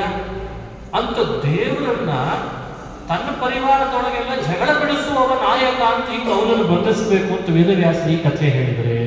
ಈ ಒಳ ಜಗಳ ನಡೀತಿದೆ ಅಲ್ಲಲ್ಲ, ಬಣ ಜಗಳ. ಈಗೆಲ್ಲ ಬಣ ಜಗಳ ಭಾರಿ, ಅವ್ರದೇ ಪಕ್ಷವನ್ನು ಅವರೇ ಬೀದಾಡ್ಕೊಂಡು ತಿರ್ಗಾಡೋದು. ಇದ್ರ ಬಗ್ಗೆ ಹೆಚ್ಚು ಚರ್ಚೆ ಬೇಕಾಗಿಲ್ಲ, ಅದಕ್ಕೊಬ್ಬ ನಾಯಕನನ್ನು ಹುಟ್ಟಾಕೊಂಡು ಬಂತೆ. ಹಿಂಗೆಲ್ಲ ದೇವರು ಮಾಡ್ತಾನ. ಹಿಂಗೆ ಪೊಲಿಟಿಕಲ್ ಗಿಮಿಕ್ಸ. ಅರೆ ಭಗವಂತನಿಗೆ ಶೇಷನಿಂದ ಆಗೋದೇನಿದೆ, ವಾಯುವಿನಿಂದ ಆಗೋದೇನಿದೆ, ಜಗಳ ಆಡಿಸ್ಬೇಕ್ಯಾಕೆ, ಮಧ್ಯದಲ್ಲಿ ಬಂದು ಪರಿಹಾರ ಮಾಡಿದ ನಾಯಕ ನಟ ನಾನು ಅಂತ ತೋರಿಸ್ಬೇಕ್ಯಾಕೆ?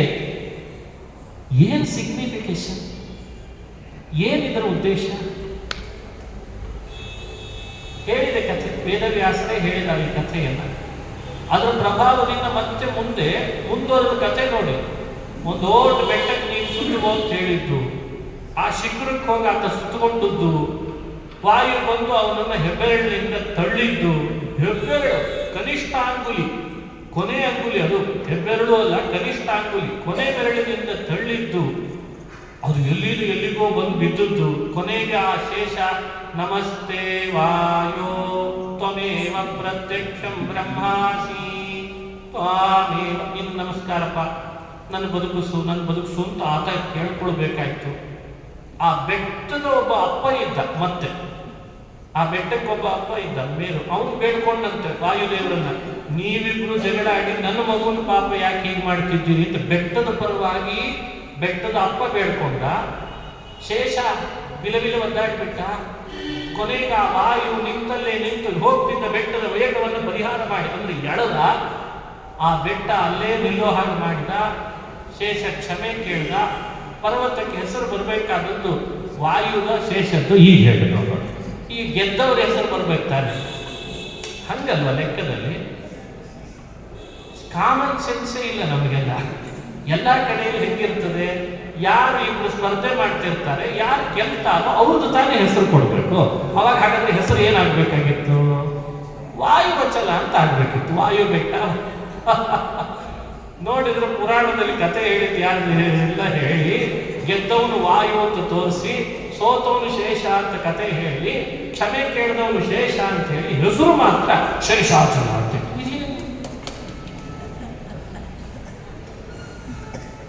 ಯೋಚನೆ ಮಾಡಲಿಲ್ಲ ನಾವು ಇದನ್ನ.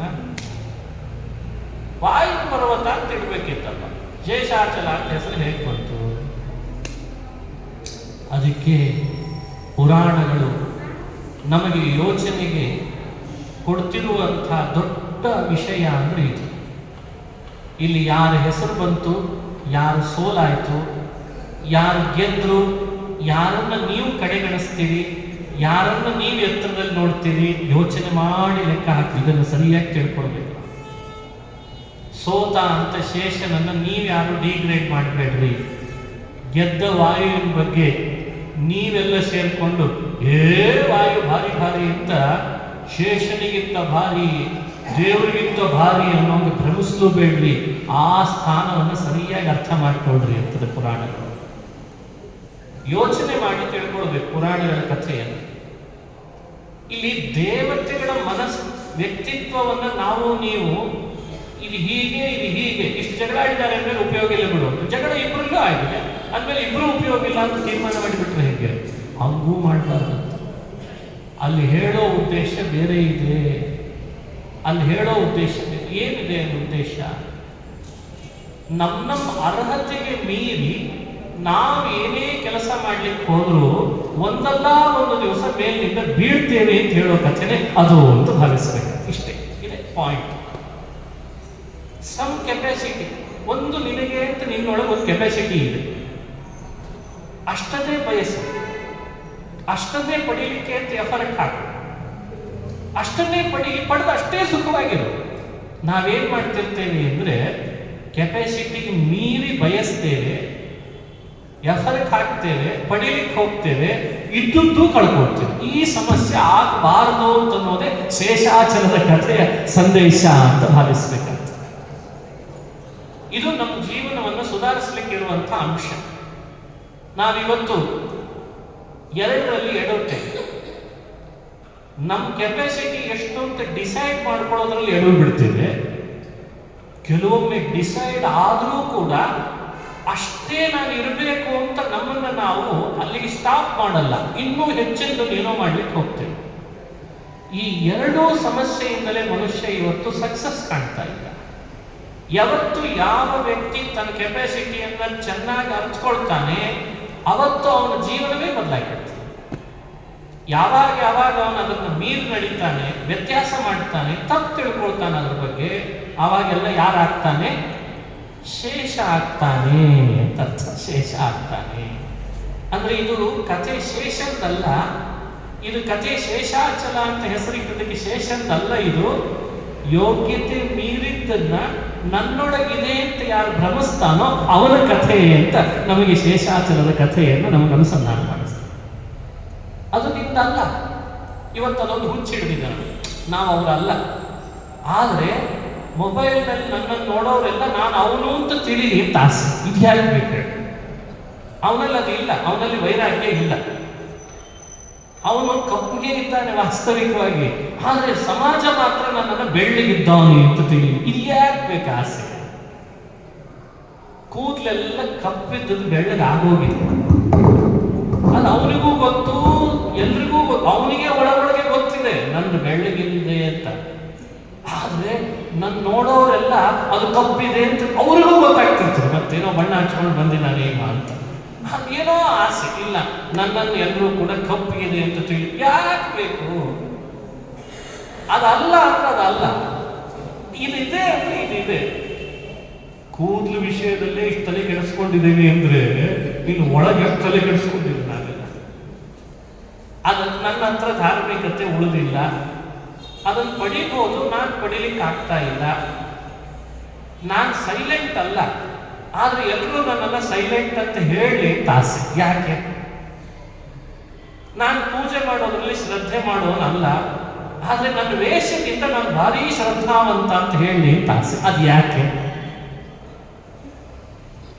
ನನ್ನಲ್ಲಿ ಶ್ರದ್ಧೆ ಇಲ್ಲ, ಶ್ರದ್ಧಾವಂತ ಅಂತ ಎಲ್ಲರೂ ಹೇಳಿ ತಾಸೆ. ಇವತ್ತಿನ ಮೀಡಿಯಾದಿಂದ ಬೇಗ ಅರ್ಥ ಮಾಡ್ಕೊಳ್ಳಿಕ್ಕೆ ಬರ್ತದೆ ನಾವು ಜಗತ್ತನ್ನ. ಅದಕ್ಕೋಸ್ಕರ ಈ ಉದಾಹರಣೆಗಳನ್ನ ಕೊಟ್ಟೆ. ಶೇಷನ ಕ್ಯಾರೆಕ್ಟರ್ ಅನ್ನ ನಮ್ಮ ಮುಂದೆ ಇಟ್ಟರ ಉದ್ದೇಶ ಏನು ಅಂದ್ರೆ ನಮಗೆ ಅದ್ರ ಬಗ್ಗೆ ಮಾಹಿತಿ ಇಲ್ಲ, ಆದ್ರೆ ಜಗತ್ತಿನೊಳಗೆ ಎಲ್ಲರೂ ನನಗದ್ರ ಮಾಹಿತಿ ಇದೆ ಅಂತ ಹೊಗಳ್ಳಿ ಅಂತ ಆಸೆ. ಯಾಕೆ? ನಿನಗೆ ವೈರಾಗ್ಯ ಇಲ್ಲಲ್ಲ, ಸೊ ಸಂಪಾದಿಸ್ಲಿಕ್ಕೆ ಪ್ರಯತ್ನ ಪಡು. ಇಲ್ಲ ನನ್ನನ್ನು ಎಲ್ಲರೂ ವಿರಾಗಿ ಅಂತ ಹೇಳಿ ಹಂಗೆ ಯಾಕೆ ಆಸೆ? ಇದು ಮನುಷ್ಯನನ್ನು ಹಾಳು ಮಾಡ್ತಾ ಇದೆ, ಮನುಷ್ಯನನ್ನು ಕೆಳಗೆ ಬೀಳಿಸ್ತಾ ಇದೆ. ಅವತ್ತು ಶೇಷನನ್ನ ಒಂದು ಕಿರುಬೆರಳಿನಲ್ಲಿ ವಾಯು ಯಾಕೆ ಎಸದ ಅಂದ್ರೆ ಆ ಎಸದತ್ರ ಕಥೆ ಹೇಳಿ ನಮಗೊಂದು ತಿಳುವಳಿಕೆ ಕೊಡ್ತದೆ. ಯಾವುದು ಯಾರಲ್ಲಿ ಇರಲ್ಲ ಅದನ್ನು ಪದೇ ಪದೇ ನನ್ನ ಹತ್ರ ಇದೆ ಅಂದ್ರೆ ನಾವು ಕೂಡ ಎಲ್ಲರ ಕಿರುಬೆರಳಿಗೆ ಸಮಾನರಾಗಬೇಕಾದೀತು ಅನ್ನೋ ಎಚ್ಚರಿಕೆಯನ್ನ ನಮಗಿಲ್ಲಿ ಈ ಪುರಾಣದಿಂದ ಹೇಳ್ತದೆ ಅಂತ ಎಸೀತದೆ. ಸಮಾಜ ಅವನನ್ನ ಅವಾಯ್ಡ್ ಮಾಡ್ತದೆ, ದೂರ ಸರಿಸ್ತದೆ, ನೀನ್ ಬೇಡ ಹೋಗು ಅಂತಂತದೆ, ಹೇಟ್ ಮಾಡ್ತದೆ. 4 ದಿನದಲ್ಲಿ ನಾವು ಬಿದ್ದು ಹೋಗ್ಬಿಡ್ತೀವಿ. ಯಾಕೆ? ಯಾವುದು ನಮ್ಮಲ್ಲಿ ಇರಲಿಲ್ಲ ಅದನ್ನ ಇದೆ ಅಂತ ತೋರಿಸ್ಕೊಳ್ಳಿಕ್ಕೆ ಹೋಗಿ. ಇವತ್ತು ಎಲ್ಲ ಕಡೆಯಲ್ಲಿ ಅದು ನಡೀತಾ ಇದೆ. ಇವತ್ತು ನಡೀತಾ ಇರೋ ಈ ಸಮಸ್ಯೆಗೆ ಅಂದೇ ಶಿಕ್ಷೆಯನ್ನು ಕೊಟ್ಟು ದೇವರು ನಮಗೆಲ್ಲ ಸಂದೇಶವನ್ನು ಕೊಟ್ಟ. ಅದೇ ಶೇಷಾಚಲ ಅಂತ. ಶೇಷಾಚಲ ಇದನ್ನೇ ಸಂಸ್ಕೃತದಲ್ಲಿ ಸಾಕಷ್ಟು ಮಾತುಗಳು ಬರ್ತಾರೆ. ಅಯೋಗ್ಯ ಮಿಚ್ಚನ್ ಪುರುಷ ಪತತ್ತೇವ ನ ಸಂಶಯ. ಬಹಳ ಮೇಲ್ ಹೋಗುವಾಗ ನಾವು ಎಚ್ಚರಿಕೆಯಿಂದ ಇರಬೇಕು. ಮೇಲ್ ಹೋದಷ್ಟು ಮನುಷ್ಯನಿಗೆ ಜವಾಬ್ದಾರಿ ಹೆಚ್ಚಂತೆ, ಕೆಳಗಿದ್ದ ಜವಾಬ್ದಾರಿ ಕಡಿಮೆ. ಯಾಕೆ ಅಂದ್ರೆ ಮೇಲ್ ಹೋದಾಗ ಮನುಷ್ಯ ಎಚ್ಚರ ತಪ್ಪಿದ ಅಂದ್ರೆ ಬಿದ್ದರೆ ಒಂದು ಹಲ್ಲೂ ಸಿಗಲ್ಲ. ಏನ್ ಮಾಡ್ತೀವಿ ಹೇಳಿ? ಬಹಳ ಮೇಲೆ ಹೋದ್ಮೇಲೆ ಕೆಳಗೆ ಬಿದ್ದರೆ ಒಂದಾದ್ರೂ ಹಲ್ಲು ಸಿಗ್ತದ, ಇದ್ದ ಹಲ್ಲೆಲ್ಲ ಹೋಗ್ಬಿಡ್ತದೆ. ಮತ್ತು ಪ್ಲಾಸ್ಟಿಕ್ ಹಲ್ಲು ಬೇಕು ಅಂತೇಳಿ ಇದು ನಮ್ಮ ಸ್ಥಿತಿ. ಮತ್ತು ಪ್ಲಾಸ್ಟಿಕ್ ಹಲ್ಲು ಅಂದ್ರೆ ಏನು? ಡೂಪ್ಲಿಕೇಶನ್ ವ್ಯವಸ್ಥೆಗೆ ನಾವು ಶರಣಾಗಬೇಕಾಗ್ತದೆ. ಇದನ್ನ ಶೇಷನ ಕ್ಯಾರೆಕ್ಟರಿಂದ ನಮಗೆ ತಿಳಿಸ್ತಾರೆ. ಶೇಷ ವೈಕುಂಠದಂಥ ಲೋಕದಲ್ಲಿದ್ದು ಎಷ್ಟು ದೇವರ ಭಕ್ತನಾಗಿ ಸೇವೆ ಮಾಡ್ತಾ ಇದ್ರು, ಅವನೊಳಗೊಂದು ಒಳಗಡೆಯಲ್ಲಿ ವಿಚಿತ್ರವಾದಂಥ ಭಾವದಲ್ಲಿ ವ್ಯತ್ಯಾಸ ಆಯ್ತು. ಏನು? ನನಗೆ ಯಾರು ಸಮಾನರು? ಇದು ಶುರುವಾಯ್ತು. ಈ ಡಿಗ್ನಿಟಿ ಪ್ರಾಬ್ಲಮ್ ಇದೆ ಅಲ್ಲ, ಎಲ್ಲರನ್ನು ಹಾಳು ಮಾಡ್ತದೆ. ಪ್ರತಿಷ್ಠೆಯ ವ್ಯವಸ್ಥೆ ನಮ್ಮೊಳಗೆಲ್ಲ ನಮ್ಮ ಮನೆಗಳನ್ನು, ಸಮಾಜವನ್ನು ಒಡಿಲಿಕ್ಕಿರುವುದು ಯಾವುದು ಅಂದರೆ, ವ್ಯಕ್ತಿ ದೊಡ್ಡವನ್ನ ಆಗ್ತಾ ಆಗ್ತಾ ಡಿಗ್ನಿಟಿ ಪ್ರಾಬ್ಲಮ್ ಸಾಲ್ವ್ ಮಾಡ್ಕೊಳ್ಳಿಕ್ಕಾಗಲ್ಲ ಅವನಿಗೆ. ಇದಕ್ಕೆ ಶೇಷನ ಕಥೆ ಹೇಳಿ ಸಮಾಜವನ್ನು ವ್ಯಾಸನ ತಿದ್ದಲಿಕ್ಕೆ ಹೋಗ್ಲಿಕ್ಕೆ ಶುರು ಮಾಡ್ತಾರೆ. ನೋಡೋಣ. ಶೇಷ ನನ್ನ ಭಕ್ತ, ನಾನು ಅವನ ಮೇಲೆ ಹಾಸಿಗೆ ಅಂತ ಮಾಡ್ಕೊಂಡು ಮಲಗಿರ್ತೇನೆ, ಸದಾ ನನ್ನ ಮಾತು ಕೇಳ್ತಿರ್ತಾನೆ, ಲಕ್ಷ್ಮಿ ಸೇವೆ ಮಾಡ್ತಿರ್ತಾಳೆ, ನನ್ನ ಆಂತರ್ಯ ಅರ್ಥವ. ಅಂಥವರಿಗೂ ಈ ದುರ್ಬುದ್ಧಿ ಬಂತಲ್ಲ, ಅಂಥವರಿಗೂ ಈ ದುರ್ಬುದ್ಧಿ ಬಂತಲ್ಲ. ಇದಕ್ಕೊಂದು ಶಿಕ್ಷೆ ಬೇಕಲ್ಲ. ದಂಡನಾಯಕನಾಗಿ ನಾನು ಹಾಕ್ಲೇಬೇಕೀಗ. ಒಂದು ಸ್ಮಾಲ್ ಶಿಕ್ಷೆ ಕೊಟ್ಟ ಅಷ್ಟೇ. ನಮ್ಮ ದೃಷ್ಟಿಯಲ್ಲಿ ದೊಡ್ಡ ಶಿಕ್ಷೆ, ಬಿಗ್ ಶಿಕ್ಷೆ ಅಂತೀವಿ ನಾವೆಲ್ಲ. ಬಿಗ್ ಅಫೆನ್ಸ್, ಇದು ದೊಡ್ಡ ಅಪರಾಧ, ದೊಡ್ಡ ಶಿಕ್ಷೆ. ಶೇಷನ ಬಲ ಎಷ್ಟು ಅಂತ ಆವಾಗಲೇ ಹೇಳಿದ್ದೀನಿ. ಇಡೀ ಸಪ್ತದ್ವೀಪ ಸಪ್ತಸಾಗರಗಳನ್ನು ತನ್ನ ಒಂದು ಹೆಡೆಯ ಮೇಲೆ ಸಾಸಿವೆ ಕಾರಣಂತೆ ಹೊತ್ತ ಶೇಷನಿಗೆ ಒಂದು ಆನಂದಗಿರಿಯನ್ನ ಗಟ್ಟಿ ಸುತ್ತುಕೊಂಡು ಅಲ್ಲಿನ ಮೇಲಿಂದ ವಾಯು ತಳ್ಳಿದ ಕೂಡಲೇ ಈ ಕಡೆಗೆ ಬರಬೇಕಾದ್ರೆ ಅವನಿಗೆ ಏನಾಗಬೇಕು ಹೇಳ? ಅಂಥ ಭಾರಿ ಶಿಕ್ಷೆಯನ್ನು ಕೊಡಬೇಡ್ರಿ. ಅದೆಲ್ಲ ಆ ವಿಷಯದಲ್ಲಿಯೂ ಭಗವಂತ ಕರುಣಾಸಾಗರ ಅಂತ ತೋರಿಸ್ಲಿಕ್ಕೆ ಈ ಕಥೆಯನ್ನು ನಮಗೆ ಅನುಸಂಧಾನ ಮಾಡಿಸ್ತದೆ. ಇದೇನು ಶಿಕ್ಷೆನಾ? ತಪ್ಪು ಮಾಡಿದವರಿಗೆ ಶಿಕ್ಷೆ ಕೊಡಬೇಕು ಅಂದ್ರೆ ಸ್ಪರ್ಧೆಗಳಿಸ್ತಾರೆ ಯಾರಾದರೂ. ಶಿಕ್ಷೆ ಹೇಗೆ ಕೊಡ್ತಾರೆ? ಅದಕ್ಕೆ ಭಗವತ್ಪಾದರು ಬ್ರಹ್ಮಸೂತ್ರ ಭಾಷ್ಯದಲ್ಲಿ ಹೇಳ್ತಾರೆ, ಭಗವಂತ ಸದಾ ದೇವತೆಗಳ ಮೇಲೆ ಪ್ರಿಯನಾಗಿದ್ದಾನೆ, ಕರುಣಾಮಯನಾಗಿದ್ದಾನೆ. ತಾಯಿಗೆ ತನ್ನ ಮಕ್ಕಳು ತಪ್ಪು ಮಾಡಿದ ಕೂಡಲೇ ಶಿಕ್ಷಿಸಬೇಕು ಅಂತ ಅನ್ನೋದು ಎಷ್ಟಿರ್ತದೋ ಅದಕ್ಕೆ 100 ಪಟ್ಟು ಅವನನ್ನು ತಿದ್ದಬೇಕು ಅಂತ ಇರ್ತದಂತ. ಇದು ಸಹಜ ಅಲ್ಲೇ. ಒಂದು ಜನ್ಮದ ತಾಯಿಗೆ ಇಷ್ಟಿರಬೇಕಾದ್ರೆ ಅನಾದಿಯಿಂದ ತಂದೆ ತಾಯಿಯಾದ ಭಗವಂತನಿಗೆ ತನ್ನ ಮಕ್ಕಳನ್ನು ಹೆಂಗೆ ತಿದ್ದಬೇಕು ಅಂತ ಎಷ್ಟಿದೆಯೋ ಅದಕ್ಕಿಂತ 100 ಪಟ್ಟು ಅವ್ರ ಮೇಲೆ ಕರುಣೆ ಇದೆ. ಇದನ್ನು ತಿಳಿಸ್ಬೇಕಾಗಿದೆ ಈ ಕಥೆಯಿಂದ. ಅವನಿಗೆ ತನ್ನ ಮಕ್ಕಳು ದೇವತೆಗಳು, ಅವರು ದುಃಖಿಗಳಾಗುವುದು ಎಂದೂ ಕೂಡ ಮನಸ್ಸಿಗೆ ಬರೋದಿಲ್ಲ. ಅವರನ್ನು ದುಃಖಿಗಳಾಗಿ ನೋಡ್ಲಿಕ್ಕೆ ಇಷ್ಟಪಡಲ್ಲ ಭಗವಂತ. ಅವರನ್ನು ಕಣ್ಣೀರು ಹಾಕೋದನ್ನು ನೋಡ್ಲಿಕ್ಕೆ ಭಗವಂತ ಇಷ್ಟಪಡಲ್ಲ. ಯಾವ ತಂದೆ ಯಾವ ತಾಯಿ ತಪ್ಪೇ ಮಾಡಿದ ಮಗು ಕಣ್ಣೀರು ಹಾಕಿದ್ರೆ ಒಳಗೆ ಅದನ್ನು ಇಷ್ಟಪಡಲ್ಲ. ಅಯ್ಯೋ ನನ್ನ ಮಗು ಕಣ್ಣೀರು ಹಾಕ್ತದೆ, ಇರ್ಲಿ ಬಿಡ, ತಪ್ಪು ಯಾರು ಮಾಡಲ್ರಿ, ನನ್ನ ಮಗು ಒಂದೇ ಏನು ವಾದಿಸಿ ಅವರನ್ನೇ ಬೈದು ಸ್ಕೂಲ್ನಿಂದ ಮನೆಗೆ ಹೇಳ್ಕೊಂಡು ಹೋಗಿರ್ತಾರೆ. ನಿಮ್ಮ ಸ್ಕೂಲೇ ಬೇಡ, ನಿಮ್ಮ ಅಡ್ಮಿಷನ್ನೇ ಬೇಡ ಅಂತ ನೋಡಿಲ್ರಿ. ಈ ತಾಯಿ ಮಕ್ಕಳದ್ದೇ ಹೆಂಗಿರ್ತದೆ ಅಂದರೆ, ಕಲ್ಪ ಸಾಧನೆ ಮಾಡಿದ 40 ಕಲ್ಪದಿ ತಪವಗೈದ ಆದಿತ್ಯನೊಳಗೆ ಉತ್ತಮ ನೆನೆಸಿದೆ ಅಂತಂತಲ್ಲ. ಏನ್ ತಿಳ್ಕೊಂಡಿದ್ರಿ ಶೇಷ ಅಂದರೆ? 40 ಕಲ್ಪಗಟ್ಟಲೆ ಸಾಧನೆ ಮಾಡ್ತಾರೆ, 10 ಕಲ್ಪ ಶೇಷ ಪದವಿಗೆ ಬರ್ಲಿಕ್ಕೆ ಮಾಡಿರ್ತಾರೆ. ಕಲ್ಪ ಸಾಧನೆ ಮಾಡಿದ ಒಬ್ಬ ಘನ ವ್ಯಕ್ತಿಯ ಶೇಷನನ್ನ ನಿಮ್ಮ ಪುರಾಣದ ಒಂದು ಕಥೆ ಹೇಳಿ ಈ ಕೂಡ್ಲೇನೆ ಏನು ಅಹಂಕಾರಿ ಬಾಯಿ ಬಂದಂಗೆ ಮಾತಾಡಿದ್ರಿ ವಾಯುದೇವರ ಹತ್ರ. ಅವನು ಹೀಗೆಲ್ಲ ಹೀಗಡಿಯೋದೆ. ಇದು ಅನುಸಂಧಾನ, ಇದು ರಿಸರ್ಚ್ ವರ್ಕ್. ಪುರಾಣಗಳನ್ನು ನೀವು ಅಧ್ಯಯನ ಮಾಡುವಾಗ ಅಲ್ಲಿರುವ ಕ್ಯಾರೆಕ್ಟರ್ಗಳ ಹಿನ್ನೆಲೆಯನ್ನು ಚೆನ್ನಾಗಿ ಅರ್ಥಕೊಂಡು, ಓಹೋ ಇದು ಅವರನ್ನು ಹೇಳಲಿಕ್ಕೆ ಹೊರಟದ್ದು ಅಲ್ಲ, ಇಲ್ಲೇನೋ ಬೇರೆ ಹೇಳಬೇಕಿದೆ, ಇದು ನಮ್ಮನ್ನು ಹೇಳಲಿಕ್ಕೆ ಹೊರಟಿದೆ ಅಂತ ತಿಳ್ಕೊಂಡ್ರೆ ಪುರಾಣಗಳ ಕಥೆಯೆಲ್ಲ ಸಾರ್ಥಕ, ಅದು ನಮಗೂ ಪ್ರಸ್ತುತ ಅಂತ ಆಗ್ತದೆ. ಹೀಗೆ ಶೇಷಾಚಲದ ಮಹಿಮೆ ಅನುಸಂಧಾನ ಮಾಡಬೇಕು. ಹಾಗಾಗಿ ಅಚಲಕ್ಕೆ ಶೇಷ ಅನ್ನೋ ಹೆಸರು ಬಂದದ್ರದ್ದು ಉದ್ದೇಶ ಏನು? ಶೇಷ ಅನ್ನೋ ಹೆಸರು ಉದ್ದೇಶ ಏನು? ಇನ್ನು ಮುಂದೆ ಯಾರಾದರೂ ಈ ಪರ್ವತಕ್ಕೆ ಬರೋದಾದ್ರೆ ಅವರವ್ರ ಯೋಗ್ಯತೆಯನ್ನು ಅರ್ಥಕೊಳ್ಳಿ, ಯೋಗ್ಯತೆ ಮೀರಿ ಬಯಸಿದವರು ಈ ಪರ್ವತಕ್ಕೆ ಬಂದರೆ ಎಚ್ಚರ ಇರಲಿ ಅಂತ ಕಥೆಯನ್ನ ಪುರಾಣ ನಮಗೆ ಸಂದೇಶವಾಗಿ ಕೊಡ್ತದೆ. ಇನ್ನೊಂದು ಕಥೆ ಹೇಳ್ತಾರೆ, ಬಹಳ ಪ್ರಸಿದ್ಧವಾದ ಕಥೆ ಅದು ಕೂಡ. ಒಬ್ಬ ಯುವಕ ತನ್ನ ಹೆಂಡತಿಯೊಟ್ಟಿಗೆ ಸಂಘ ಬಯಸಿ, ಆಕೆ ಬರಲ್ಲ ಅಂತ. ಕಾರಣ ಸೂರ್ಯೋದಯ ಆಗಿದೆ, ಅಗ್ನಿಹೋತ್ರ ನಡೀತಾ ಇದೆ ಮನೆ ಒಳಗೆ, ಇದು ಸಮಯ ಅಲ್ಲ, ಇದು ಸಮಯ ಅಲ್ಲ ಅಂತ. ಹೆಂಡತಿ ತನ್ನ ಗಂಡನಿಗೆ ಹೇಳಬೇಕಾದ ಮಾತೆಲ್ಲ ಹೇಳಿದ್ರು ಕೂಡ ಆತ ಕೇಳಲಿಲ್ಲ. ದಿವಾ ಸಂಗಮ ತತ್ಪರಃ ಅಂತ ಪುರಾಣದ ವಾಕ್ಯ. ದಿವಾ ಸಂಗಮ ತತ್ಪರನಾಗ್ತಾನೆ. ಹಗಲು ರತಿ ಬೇಕು ಅಂತ ಬಯಸಿದ. ಈಗ ಹೆಂಡತಿ ಗಂಡನಿಗೆ ವಶಳು, ಹೇಳಿದ್ರು ಕೇಳ್ತಿದ್ದಾಗ ಅವಳು ಬೇರೆ ಕಾರಣ ಹೇಳಿ ನೀರು ತರ್ಲಿಕ್ಕೆ ಹೋಗ್ತೇನೆ ಅಂತ ಹೊರಟು. ಈತ ವಿಪ್ರ ನೀರು ತರುವ ನೆಪ ಮಾಡಿದ್ದ ಹೆಂಡತಿಯನ್ನು ಅನುಸರಿಸಿ ಹೋಗ್ಬೇಕಲ್ಲ ಅಂತ ತಾನು ದರ್ಬೆ ತರ್ತೇನೆ, ಸಮೀತ ತರ್ತೇನೆ ಅಂತ ತಾನೊಂದು ನೆಪ ಒಡ್ಡಿ ಅವಳು ಹಿಂಬಾಲಿಸಿದ. ನೋಡಿದ್ರೆ ಅಲ್ಲಿ ಇನ್ನೊಂದು ಹೆಣ್ಣು ಕಂಡು ಅವಳೊಟ್ಟಿಗೆ ಹೋಗ್ಬಿಟ್ಟ. ಎಷ್ಟೋ ವರ್ಷಗಳ ಕಾಲ ಅವಳೊಟ್ಟಿಗೆ ಇದ್ದ. ಇವಳನ್ನು ಮರ್ತೇ ಬಿಟ್ಟ. ನೋಡಿದ್ರೆ ವೇದಾಂತಗಳನ್ನು ಓದಿದಾತ, ಸಂಸ್ಕಾರ ಮಾಡಿಸ್ಕೊಂಡಿದ್ದವ, ಸುಶಿಕ್ಷಿತ, ಸುಸಂಸ್ಕೃತ, ಒಳ್ಳೆ ಕುಲದಲ್ಲಿ ಹುಟ್ಟಿದವ, ಪಾಂಡ್ಯ ದೇಶದ ಕನ್ಯೆಯನ್ನು ತಂದು ಪಾಂಡ್ಯ ದೇಶದ ಕನ್ಯೆ, ಎರಡೂ ಕುಲಗಳಲ್ಲಿ ಶುದ್ಧಿ ಇದೆ, ವೇದಾಂತ ಓದಿದಾನೆ. ಇವತ್ತಿನ ಭಾಷೆಯಲ್ಲಿ ಹೇಳೋದಾದ್ರೆ ವೆಲ್ ಎಜುಕೇಟೆಡ್ ಪೀಪಲ್ ಅಂತ ಹೇಳೋದು. ವೆಲ್ ಎಜುಕೇಟೆಡ್ ಪೀಪಲ್, ಒಳ್ಳೆ ಸುಶಿಕ್ಷಿತ ಸುಸಂಸ್ಕೃತ ವ್ಯಕ್ತಿ ಅಂತ ಅವನ ಬಗ್ಗೆ ವಿವರಣೆ ಕೊಡೋದಾ? ವೇದವ್ಯಾಸರೇ ಎಲ್ಲ ಇರೋದೆಲ್ಲ ಸಿನಿಮಾ ತೆಗೆಯೋದು ಅವರೇ ತಾನೇ ಮಾಡ್ತಾರೆ. ಅಡ್ವರ್ಟೈಸ್ಮೆಂಟ್ ಇರಲ್ಲ ಅಷ್ಟೇ.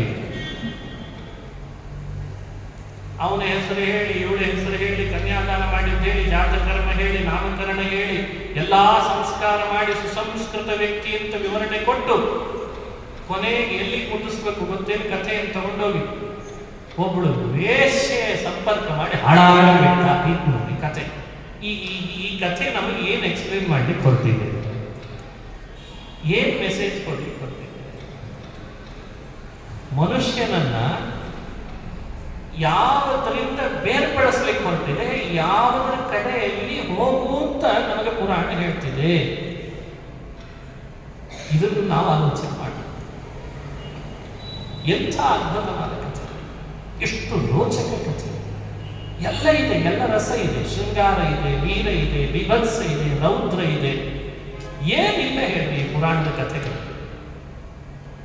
ಅವಳು ಹೇಳ್ತಾಳೆ, ಬೇಡವೋ ಮುಟ್ಬೇಡ ನನ್ನ, ಬರಬೇಡ ನನ್ನ ಹಿಂದೆ.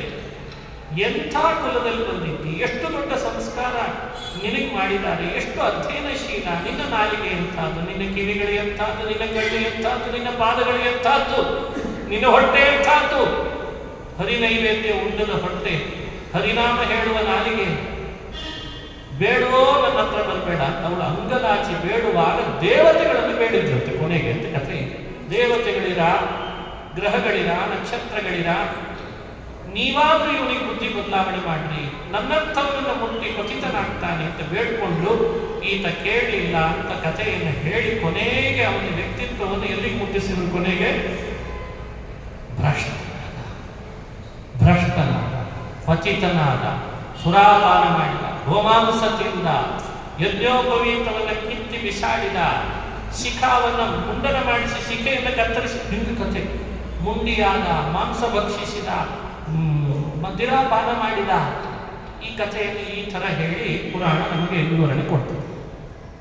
ಈಗ ಹೇಳಿ, ಈ ಕಥೆ ನಮಗೆ ಕೊಡಬೇಕಾದ ತಿಳುವಳಿಕೆ ಏನು ಕೇಳೋಣ. ಮುಂದೊಂದು ಕಥೆಯಿಂದಲೂ ಸಮಸ್ಯೆ ಮತ್ತೆ. ಆಮೇಲೆ ಆತ ಯಾತ್ರಿಕರ ಜೊತೆಗೆ ಕಪಿಲ್ ತೀರ್ಥಕ್ಕೆ ಬಂದ, ಮಣ್ಣಿನ ಪಿಂಡ ಪ್ರದಾನ ಮಾಡಿದ. ಅದರಿಂದ ಪಿತೃದೇವತೆಗಳೆಲ್ಲರೂ ಪ್ರೀತರಾದರು. ಕೂಡಲೇ ಬೆಟ್ಟ ಏರ್ಲಿಕ್ಕೆ ಶುರು ಮಾಡಿದ. ಪಾಪಗಳೆಲ್ಲ ವಾಂತಿ ಮಾಡಿದ. ಪಾಪಂ ಕಟತೆ, ಎಲ್ಲ ಪಾಪಗಳು ಸುಟ್ಟು ಭಸ್ಮ ಆಯಿತು. ಅಷ್ಟು ಶಕ್ತಿ ಪರ್ವತಕ್ಕಿದೆ. ಬ್ರಹ್ಮಾದಿ ದೇವತೆಗಳೇ ಮೇಲ್ಬಂದು ಅವನ ಮೇಲೆ ಪುಷ್ಪವೃಷ್ಟಿ ಮಾಡಿ, ಎದ್ದೇಳೋ, ನಿನಗೇ ಮುಂದೆ ಜಾಮಾತಾಚ ಜಗತ್ಪತಿ, ನಿನ್ನ ಅಳಿಯನಾಗ್ತಾನಪ್ಪ ಶ್ರೀನಿವಾಸ ಅಂತ ಇಷ್ಟು ಹೇಳಿದ್ರಂತೆ. ಎಲ್ಲಿಲ್ಲದ ಆನಂದ ಅನುಭವಿಸಿ ಅವನು ಪುಷ್ಕರಣಿಯಲ್ಲಿ, ಸ್ವಾಮಿ ಪುಷ್ಕರಣಿಯಲ್ಲಿ ಸ್ನಾನ ಮಾಡಿ ದೇಹ ಬಿಟ್ಟ. ಆಕಾಶ ರಾಜನಾದ. ಅವನಿಗೆ ಶ್ರೀನಿವಾಸ ಅಳಿಯನಾಗಿ ಬಂದ. ಈಗ ಇಷ್ಟು ಕಥೆ ಶ್ರೀನಿವಾಸ ಕಲ್ಯಾಣದ ಕೇಳಿದ ಕೂಡಲೇ ಮನುಷ್ಯ ಮದಿರಾಪಾನ ಮಾಡಬೇಕು ಅಂತ ಅರ್ಥನಾ? ಯಾಕೆ ಮಾಧವ ಮಾಡಲಿಲ್ವಾ? ಮಾಂಸ ಭಕ್ಷಣೆ ಮಾಡಲಿಕ್ಕೆ ಪುರಾಣಗಳು ನಮ್ಮನ್ನು ಉದ್ದೇಶಿಸಿ ಹೇಳಿಲ್ವಾ? ಯಾಕೆ ಮಾಧವ ಮಾಡಲಿಲ್ವಾ? ನೋಡಿ, ಮನುಷ್ಯನ ಬುದ್ಧಿ ಹೇಗೆ ಓಡ್ತದೆ. ತನ್ನ ಸ್ತ್ರೀಯನ್ನು ಬಿಟ್ಟು ಬೇರೆಯವರೊಟ್ಟಿಗೆ ಹೋಗ್ಬೇಕು ಅಂತ ಹೇಳ್ತದ ಪುರಾಣ. ಪುರಾಣದ ಉದ್ದೇಶ ಏನು? ಅದಕ್ಕೆ ಪುರಾಣಗಳು ಕಾಂತಾ ಸಂಹಿತ, ಪ್ರಭು ಸಂಹಿತ, ಮಿತ್ರ ಸಂಹಿತ ಅಂತ 3 ಥರ ಇದ್ದಾರೆ. ಅದರಲ್ಲಿ ಪುರಾಣಗಳೆಲ್ಲ ಕಾಂತಾ ಸಂಹಿತ ಅಂತ ಕರೆಸ್ಕೊಳ್ತಾರೆ. ಗಂಡ ಹೆಂಡತಿಯರ ಮಧ್ಯದಲ್ಲಿ ಇಬ್ಬರೂ ದಾರಿಗೆ ತಪ್ಪಬಾರದು ಅಂದರೆ ಹೇಗೆ ಸಂವಾದ ಮಾಡಿಕೊಂಡು ನಡೆಸ್ತಾರೋ ದಾಂಪತ್ಯವನ್ನ, ಆ ಸಂವಾದವನ್ನೇ ವೇದವ್ಯಾಸರು ಪುರಾಣಗಳಲ್ಲಿ ಅಳವಡಿಸ್ತಾರೆ. ಅದಕ್ಕೆ ಕಾಂತಾ ಸಂಹಿತ ಅಂತ ಕರೀತಾರೆ. ಪ್ರಭು ಸಂಹಿತೆ ಅಂದರೆ ಮನುಷ್ಯರಿಗೆ ಆರ್ಡರ್ ಮಾಡೋದು. ನೀನು ಹೀಗೆ ಇರಬೇಕು, ಅದೆಲ್ಲ ವೇದಗಳು ಮಾಡ್ತಾರೆ. ವೇದಗಳ ಸ್ಟ್ಯಾಂಡರ್ಡ್. ಏನು ಮಾಡೋ ಹಾಗಿಲ್ಲ, ತಿನ್ನೋ ಹಾಗಿಲ್ಲ, ಹೀಗಿರ್ಬೇಕು ನೀನು, ಹೀಗೆ. ಪ್ರಭು ಅಂದರೆ ಆದೇಶ, ನಿರ್ದೇಶ ಮಾಡ್ತದೆ. ಮಿತ್ರ ಸಂಹಿತೆ, ಒಬ್ಬ ಸ್ನೇಹಿತ ಇನ್ನೊಬ್ಬ ಸ್ನೇಹಿತನೊಟ್ಟಿಗೆ ಮಾಡುವ ಸಂವಾದವನ್ನು ಮಿತ್ರ ಸಂಹಿತೆ ಅಂತ ಕರೀತಾರೆ. ಪುರಾಣಗಳಲ್ಲಿ ಕಾಂತಾ ಸಂಹಿತೆ ಅಂದರೆ ಮಹಾಭಾರತ ಮಿತ್ರ ಸಂಹಿತೆ ಅಂತ ಕರೆದದ್ದು ಇದೆ. ಕೆಲವು ಕಡೆ ಅದು ಪ್ರಭು ಸಂಹಿತೆ ಆಗಿದೆ. ಪುರಾಣಗಳೆಲ್ಲ ಕಾಂತಾ ಸಂಹಿತೆ ಅಂತ ತಿಳಿಸ್ತಾರೆ. ಅಂದರೆ ಆ ಸಂದರ್ಭವನ್ನು ನಾವು ಅನುಸಂಧಾನಕ್ಕೆ ತರಬೇಕು. ಯಾವುದರಿಂದ ಅನರ್ಥ ಆಗ್ತದೆ, ಯಾವುದರಿಂದ ಮನುಷ್ಯನಿಗೆ ಒಳಿತಾಗ್ತದೆ, ಇದನ್ನು ಅರಿವಿಗೆ ತಂದುಕೊಳ್ಳದೆ ಮನುಷ್ಯ ಕಾಮಕ್ಕೋ ಕ್ರೋಧಕ್ಕೋ ತನ್ನ ಬುದ್ಧಿಯನ್ನು ಕೊಟ್ಟ ಅಂದರೆ ಅವನು ಅನುಭವಿಸುವ ಪಾಠ ಏನು ಅಂತ ತಿಳಿಸ್ಲಿಕ್ಕೆ ಒಂದು ಕಥೆಯನ್ನು ಪುರಾಣ ನಮ್ಮ ಮುಂದೆ ಇಡ್ತೀವಿ ಅಷ್ಟೇ. ಮನುಷ್ಯ ಸಮ್ ಟೈಮ್ ಎಡುತ್ತಾನೆ. ಎಲ್ಲರೂ ನಾವು ಎಡುತ್ತೇವೆ, ನೀವು ಎಡುತ್ತೀರಿ. ಆ ಎಡವಿದ್ರಲ್ಲೇ ಮನುಷ್ಯ ಪೂರ್ಣ ಮುಳುಗೋ ಹಾಗಿಲ್ಲಂತೆ, ಮೇಲ್ ಬರಬೇಕಂತೆ. ಮೇಲ್ ಬರ್ಲಿಕ್ಕೆ ಒಂದು ಅವಕಾಶ ಪುರಾಣಗಳು ಕೊಡ್ತಾರೆ. ಪುರಾಣ ರಚಿಸಿದ ವ್ಯಾಸರು ಕೊಡ್ತಾರೆ. ಪುರಾಣ ಪ್ರತಿಪಾದ್ಯನಾದ ಶ್ರೀನಿವಾಸ ಕೊಡ್ತಾನೆ. ನೀನ್ ಮೇಲ್ ಬಾ, ನೀನ್ ಮೇಲ್ ಬಾ. ಅದೇ ಉದ್ದೇಶ ಪುರಾಣಗಳು. ಕಾಮ ನಿನ್ನನ್ನು ಎಳೀತದೆ, ನೀನು ಬೀಳ್ಬೇಡ. ಕ್ರೋಧ ನಿನ್ನನ್ನು ಎಳೀತದೆ, ನೀನು ಬೀಳ್ಬೇಡ. ಲೋಭ ನಿನ್ನನ್ನು ಎಳೀತದೆ, ನೀನು ಬೀಳ್ಬೇಡ. ಇದು ಹೆಣ್ಣಿಗೂ ಸರಿ, ಗಂಡಿಗೂ ಸರಿ. ಮಾಧವನ ಕಥೆ ಹೇಳುವಾಗ ಮಾಧವನಲ್ಲಿ ತಪಸ್ಸು, ವಿದ್ಯೆ, ಸಂಸ್ಕಾರ, ಜ್ಞಾನ ಎಲ್ಲವೂ ಇದೆ. ಆ ಎಲ್ಲ ಸೈನಿಕರೊಟ್ಟಿಗೆ ಒಬ್ಬನೇ ಹೋರಾಡಿದಂತೆ. ಯಾರು? ಕಾಮ. ಕಾಮ ಮನುಷ್ಯನನ್ನ ಏನ್ ಮಾಡ್ತದೆ? ಎಲ್ಲ ಸದ್ಗುಣಗಳಿದ್ರೂ ಕೂಡ ಕಾಮ ಅನ್ನುವಂಥ ದೊಡ್ಡ ಒಬ್ಬ ಅಸುರರ ಅಧಿಪತಿ ಸದ್ಗುಣಗಳನ್ನೆಲ್ಲ ನಿರ್ನಾಮ ಮಾಡಿ ತನ್ನ ಪ್ರಭುತ್ವವನ್ನು ಸಾಧಿಸ್ಲಿಕ್ಕೆ ಹೋಗ್ತಾನೆ. ವ್ಯಕ್ತಿತ್ವವನ್ನು ಹೀಗಳಿಸ್ತಾನೆ. ಇದು ನಮ್ಮ ಜೀವನದಲ್ಲಿ ನಡೆಯುವ ಘಟನೆ. ಅದು ಮಾಧವನ ಕಥೆ ಅಲ್ಲ, ಅದು ಕಾಮದ ಕಥೆ, ಕಾಮದ ಪ್ರಭುತ್ವದ ಕಥೆ. ಅದು ಬರೀ ಮಾಧವನ ಕಥೆ ಅಲ್ಲ. ಸಂಸ್ಕಾರ ಇದೆ, ತಪಸ್ಸಿದೆ, ಶ್ರವಣ ಇದೆ, ಮನನ ಇದೆ, ಧ್ಯಾನ ಇದೆ, ತೀರ್ಥಕ್ಷೇತ್ರಗಳಿವೆ, ಸತ್ಕುಲ ಇದೆ. ಸತ್ಕುಲ ಇದೆ, ತಂದೆ ಇದ್ದಾನೆ, ತಾಯಿ ಇದ್ದಾನೆ, ಒಳ್ಳೆ ಹೆಂಡತಿ ಇದ್ದಾಳೆ, ಎಲ್ಲ ಇದೆ. ಆದರೂ ಒಳಗಡೆಯಲ್ಲಿ ಮನುಷ್ಯನಿಗೆ ಬರುವಂತಹ ಕಾಮದ ಕಥೆ ದೊಡ್ಡದಿದೆ. ಕಾಮ ಏಷಃ ಕ್ರೋಧ ಏಷಃ ರಜೋಗುಣ ಸಮುದ್ಭವ ಅಂತ ಗೀತೆಯಲ್ಲಿ ಕೃಷ್ಣ ಹೇಳ್ತಾರೆ. ನೋಡಿ, ನಿಮ್ಮೊಳಗೆ ಎಷ್ಟೆಲ್ಲ ಸದ್ಗುಣಗಳಿದ್ರೂ ಕೂಡ ಒಂದು ಕಾಮ ಅನ್ನೋ ಶತ್ರು ಮನುಷ್ಯನ ವ್ಯಕ್ತಿತ್ವಕ್ಕೆ ಎಷ್ಟು ಕಪ್ಪು ಚುಕ್ಕೆ ಆಗ್ತದೆ ಅಂತ ಎಚ್ಚರಿಕೆ ಕೊಡಲಿಕ್ಕೆ ಬಂದ ಕಥೆ ಅದು ವಿಪ್ರನ ಕಥೆ ಅಂತ ನಾವು ಅನುಸಂಧಾನ. ಹಾಗಾಗಿ ಇಷ್ಟಿದ್ರೂ ಭಗವಂತ ಮತ್ತೆ ಅವನನ್ನ ತನ್ನ ಪರ್ವತ ಇರೋ ಹಾಗೆ ಮಾಡಿ ಪಾಪ ಕಳೆದು ಇರ್ಲಿ, ಯಾರು ತಪ್ಪು ಮಾಡಲ್ಲ, ಒಳಗಡೆ ಪಶ್ಚಾತ್ತಾಪ ಬಂತಲ್ಲ ಅದು ಸಾಕು ಅಂತ ಬಂತು ಭಗವಂತ. ಇದಲ್ವೇ ಕರುಣಾಸಾಗರ. ಅದಕ್ಕೆ ಮೊದಲು ಪ್ರಾರಂಭ ಮಾಡಿದ್ದು ಏನು ಕರುಣಾ ನಿಧಿಯೋ ಹರಿ ಮತ್ತೇನು ಭಕ್ತಾಧೀನನೋ. ಇಷ್ಟಿದ್ರೂ ನಾನು ಅನುಗ್ರಹ ಮಾಡ್ತೀನಪ್ಪ, ಅದಕ್ಕಾಗಾದ್ರೂ ನನ್ನ ಹತ್ರ ಬರ್ತೀಯಾ ಅಂತ ಕೇಳ್ತಾರಂತೆ ಪರಮಾತ್ಮ. ಈ ಕಾರುಣ್ಯ ಚಿಂತನೆ ಮಾಡೋದರಲ್ಲೇ ನಮ್ಮ ಸಾಧನೆ ಪ್ರಾರಂಭ ಆಗಬೇಕು. ಅದಕ್ಕೆ ದಾಸರು ಕರುಣಾಸಂಧಿ ಅಂತ ಹೇಳಿ ಪ್ರಾರಂಭದಲ್ಲಿ ಮಾಡ್ತಾರೆ, ನೀವು ಕೇಳಿರ್ತೀರಿ ಅದನ್ನೆಲ್ಲ. ಈ ಕರುಣಾಸಂಧಿ ಅಂದರೆ ಹೀಗೆ ಪುರಾಣಗಳಲ್ಲಿ ಬರುವ ಎಲ್ಲ ಕಥೆಗಳನ್ನು ಮನಸ ಆಲೋಚನೆ ಮಾಡಿ ಯಾವ ಭಕ್ತನ ತಪ್ಪನ್ನು ಹೇಗೆ ಹೊಟ್ಟೆಯೊಳಗೆ ಹಾಕ್ಕೊಂಡು ತನ್ನ ಕಾರುಣ್ಯವನ್ನು ಕ್ಷಮಾವನ್ನು ತೋರ್ತಾನೆ ಅಂತ ಚಿಂತಿಸೋದಿದೆ ಅಲ್ಲ, ಇದು ದೊಡ್ಡ ಬದಲಾವಣೆ ನಮ್ಮಲ್ಲಿ ತರಲಿಕ್ಕೆ ಅವಕಾಶ ಇದೆ. ಮಾಧವನಂಥವನ ಕಥೆ ಹೇಳುವ ಉದ್ದೇಶವೂ ಅದೇ. ಅವನ ಪಶ್ಚಾತ್ತಾಪ, ತಪ್ಪಿತಸ್ಥನಾದೆ ಅಂತ ಅವನು ಪಟ್ಟ ಪಶ್ಚಾತ್ತಾಪ, ಅವನ ತಪ್ಪಿನ ಅರಿವಾದ ಕೂಡಲೇ ಅದು ಮೂಡಿತು. ಆಮೇಲೆ ಸರಿ ನಾನೇ ಬರೋ ಹಾಗಾಯಿತು. ಇದು ನಮ್ಮ ಜೀವನಕ್ಕೆ ದೊಡ್ಡ ಪಾಠ. ಇಷ್ಟು ದಿನ ಏನು ಮಾಡಿದ್ದೇನೆ ಅನ್ನೋದು ಮುಖ್ಯ ಅಲ್ಲ, ಮಾಡಿಬಿಟ್ಟಲ್ಲ ಅಂತ ಅನ್ನೋ ತಪ್ಪಿನ ಪಶ್ಚಾತ್ತಾಪ ನಮಗೆ ಮುಖ್ಯ ಆಗ್ತದೆ. ಇನ್ನು ಮುಂದೆ ಏನು ಮಾಡಬೇಕಾಗಾದ್ರೆ ಅಂತ ನಾವು ಸರಿ ದಾರಿಗೆ ಎಳೆಯೋದಿದೆ ಅಲ್ಲ, ಅದು ಸತ್ಸಂಗ. ಯಾತ್ರಿಕರಂಥ ಸಜ್ಜನರ ಜೊತೆಗೆ ಸಂಘದಿಂದ ಅವನು ಈ ಪರ್ವತ ಆರೋಹಣ ಮಾಡಿ ತನ್ನನ್ನು ತಾನು ಮಾರ್ಪಾಡು ಮಾಡಿಕೊಂಡ, ಅವನಿಗೆ ಭಗವಂತನೇ ಅಳಿಯನಾಗಿ ಸಿಗುವ ಭಾಗ್ಯ ಅಂತ ಸಿಕ್ಕಿದ್ರ ಕಥೆಯನ್ನು ಏನು ಕೇಳ್ತೇವೆ, ಇದು ನಮಗೆ ಕೊಡ್ತಿರುವ ಸಂದೇಶ ಅಂತ ಹೇಳ್ತಾ ಇವತ್ತಿನ ಉಪನ್ಯಾಸವನ್ನು ನಾನು ಮುಕ್ತಾಯ ಮಾಡ್ತೇನೆ. ನಾಳೆ ಭಾಗವತ ಪ್ರಾರಂಭ ಆಗ್ತದೆ. ಎಲ್ಲರೂ ಭಾಗವತದ ಜ್ಞಾನ ಯಜ್ಞದಲ್ಲಿ ಸಕ್ರಿಯವಾಗಿ ಭಾಗವಹಿಸೋಣ. ಸ್ವಲ್ಪವೂ ಸಮಯ ವ್ಯರ್ಥ ಮಾಡದಂತೆ ಆದಷ್ಟು ಭಗವಂತನ ಕಥಾಶ್ರವಣದಲ್ಲಿ ಪಾಲ್ಗೊಳ್ಳೋಣ ಅಂತ ಹೇಳ್ತಾ ಇವತ್ತಿನ ಉಪನ್ಯಾಸ ಮುಕ್ತಾಯ ಮಾಡ್ತೇನೆ.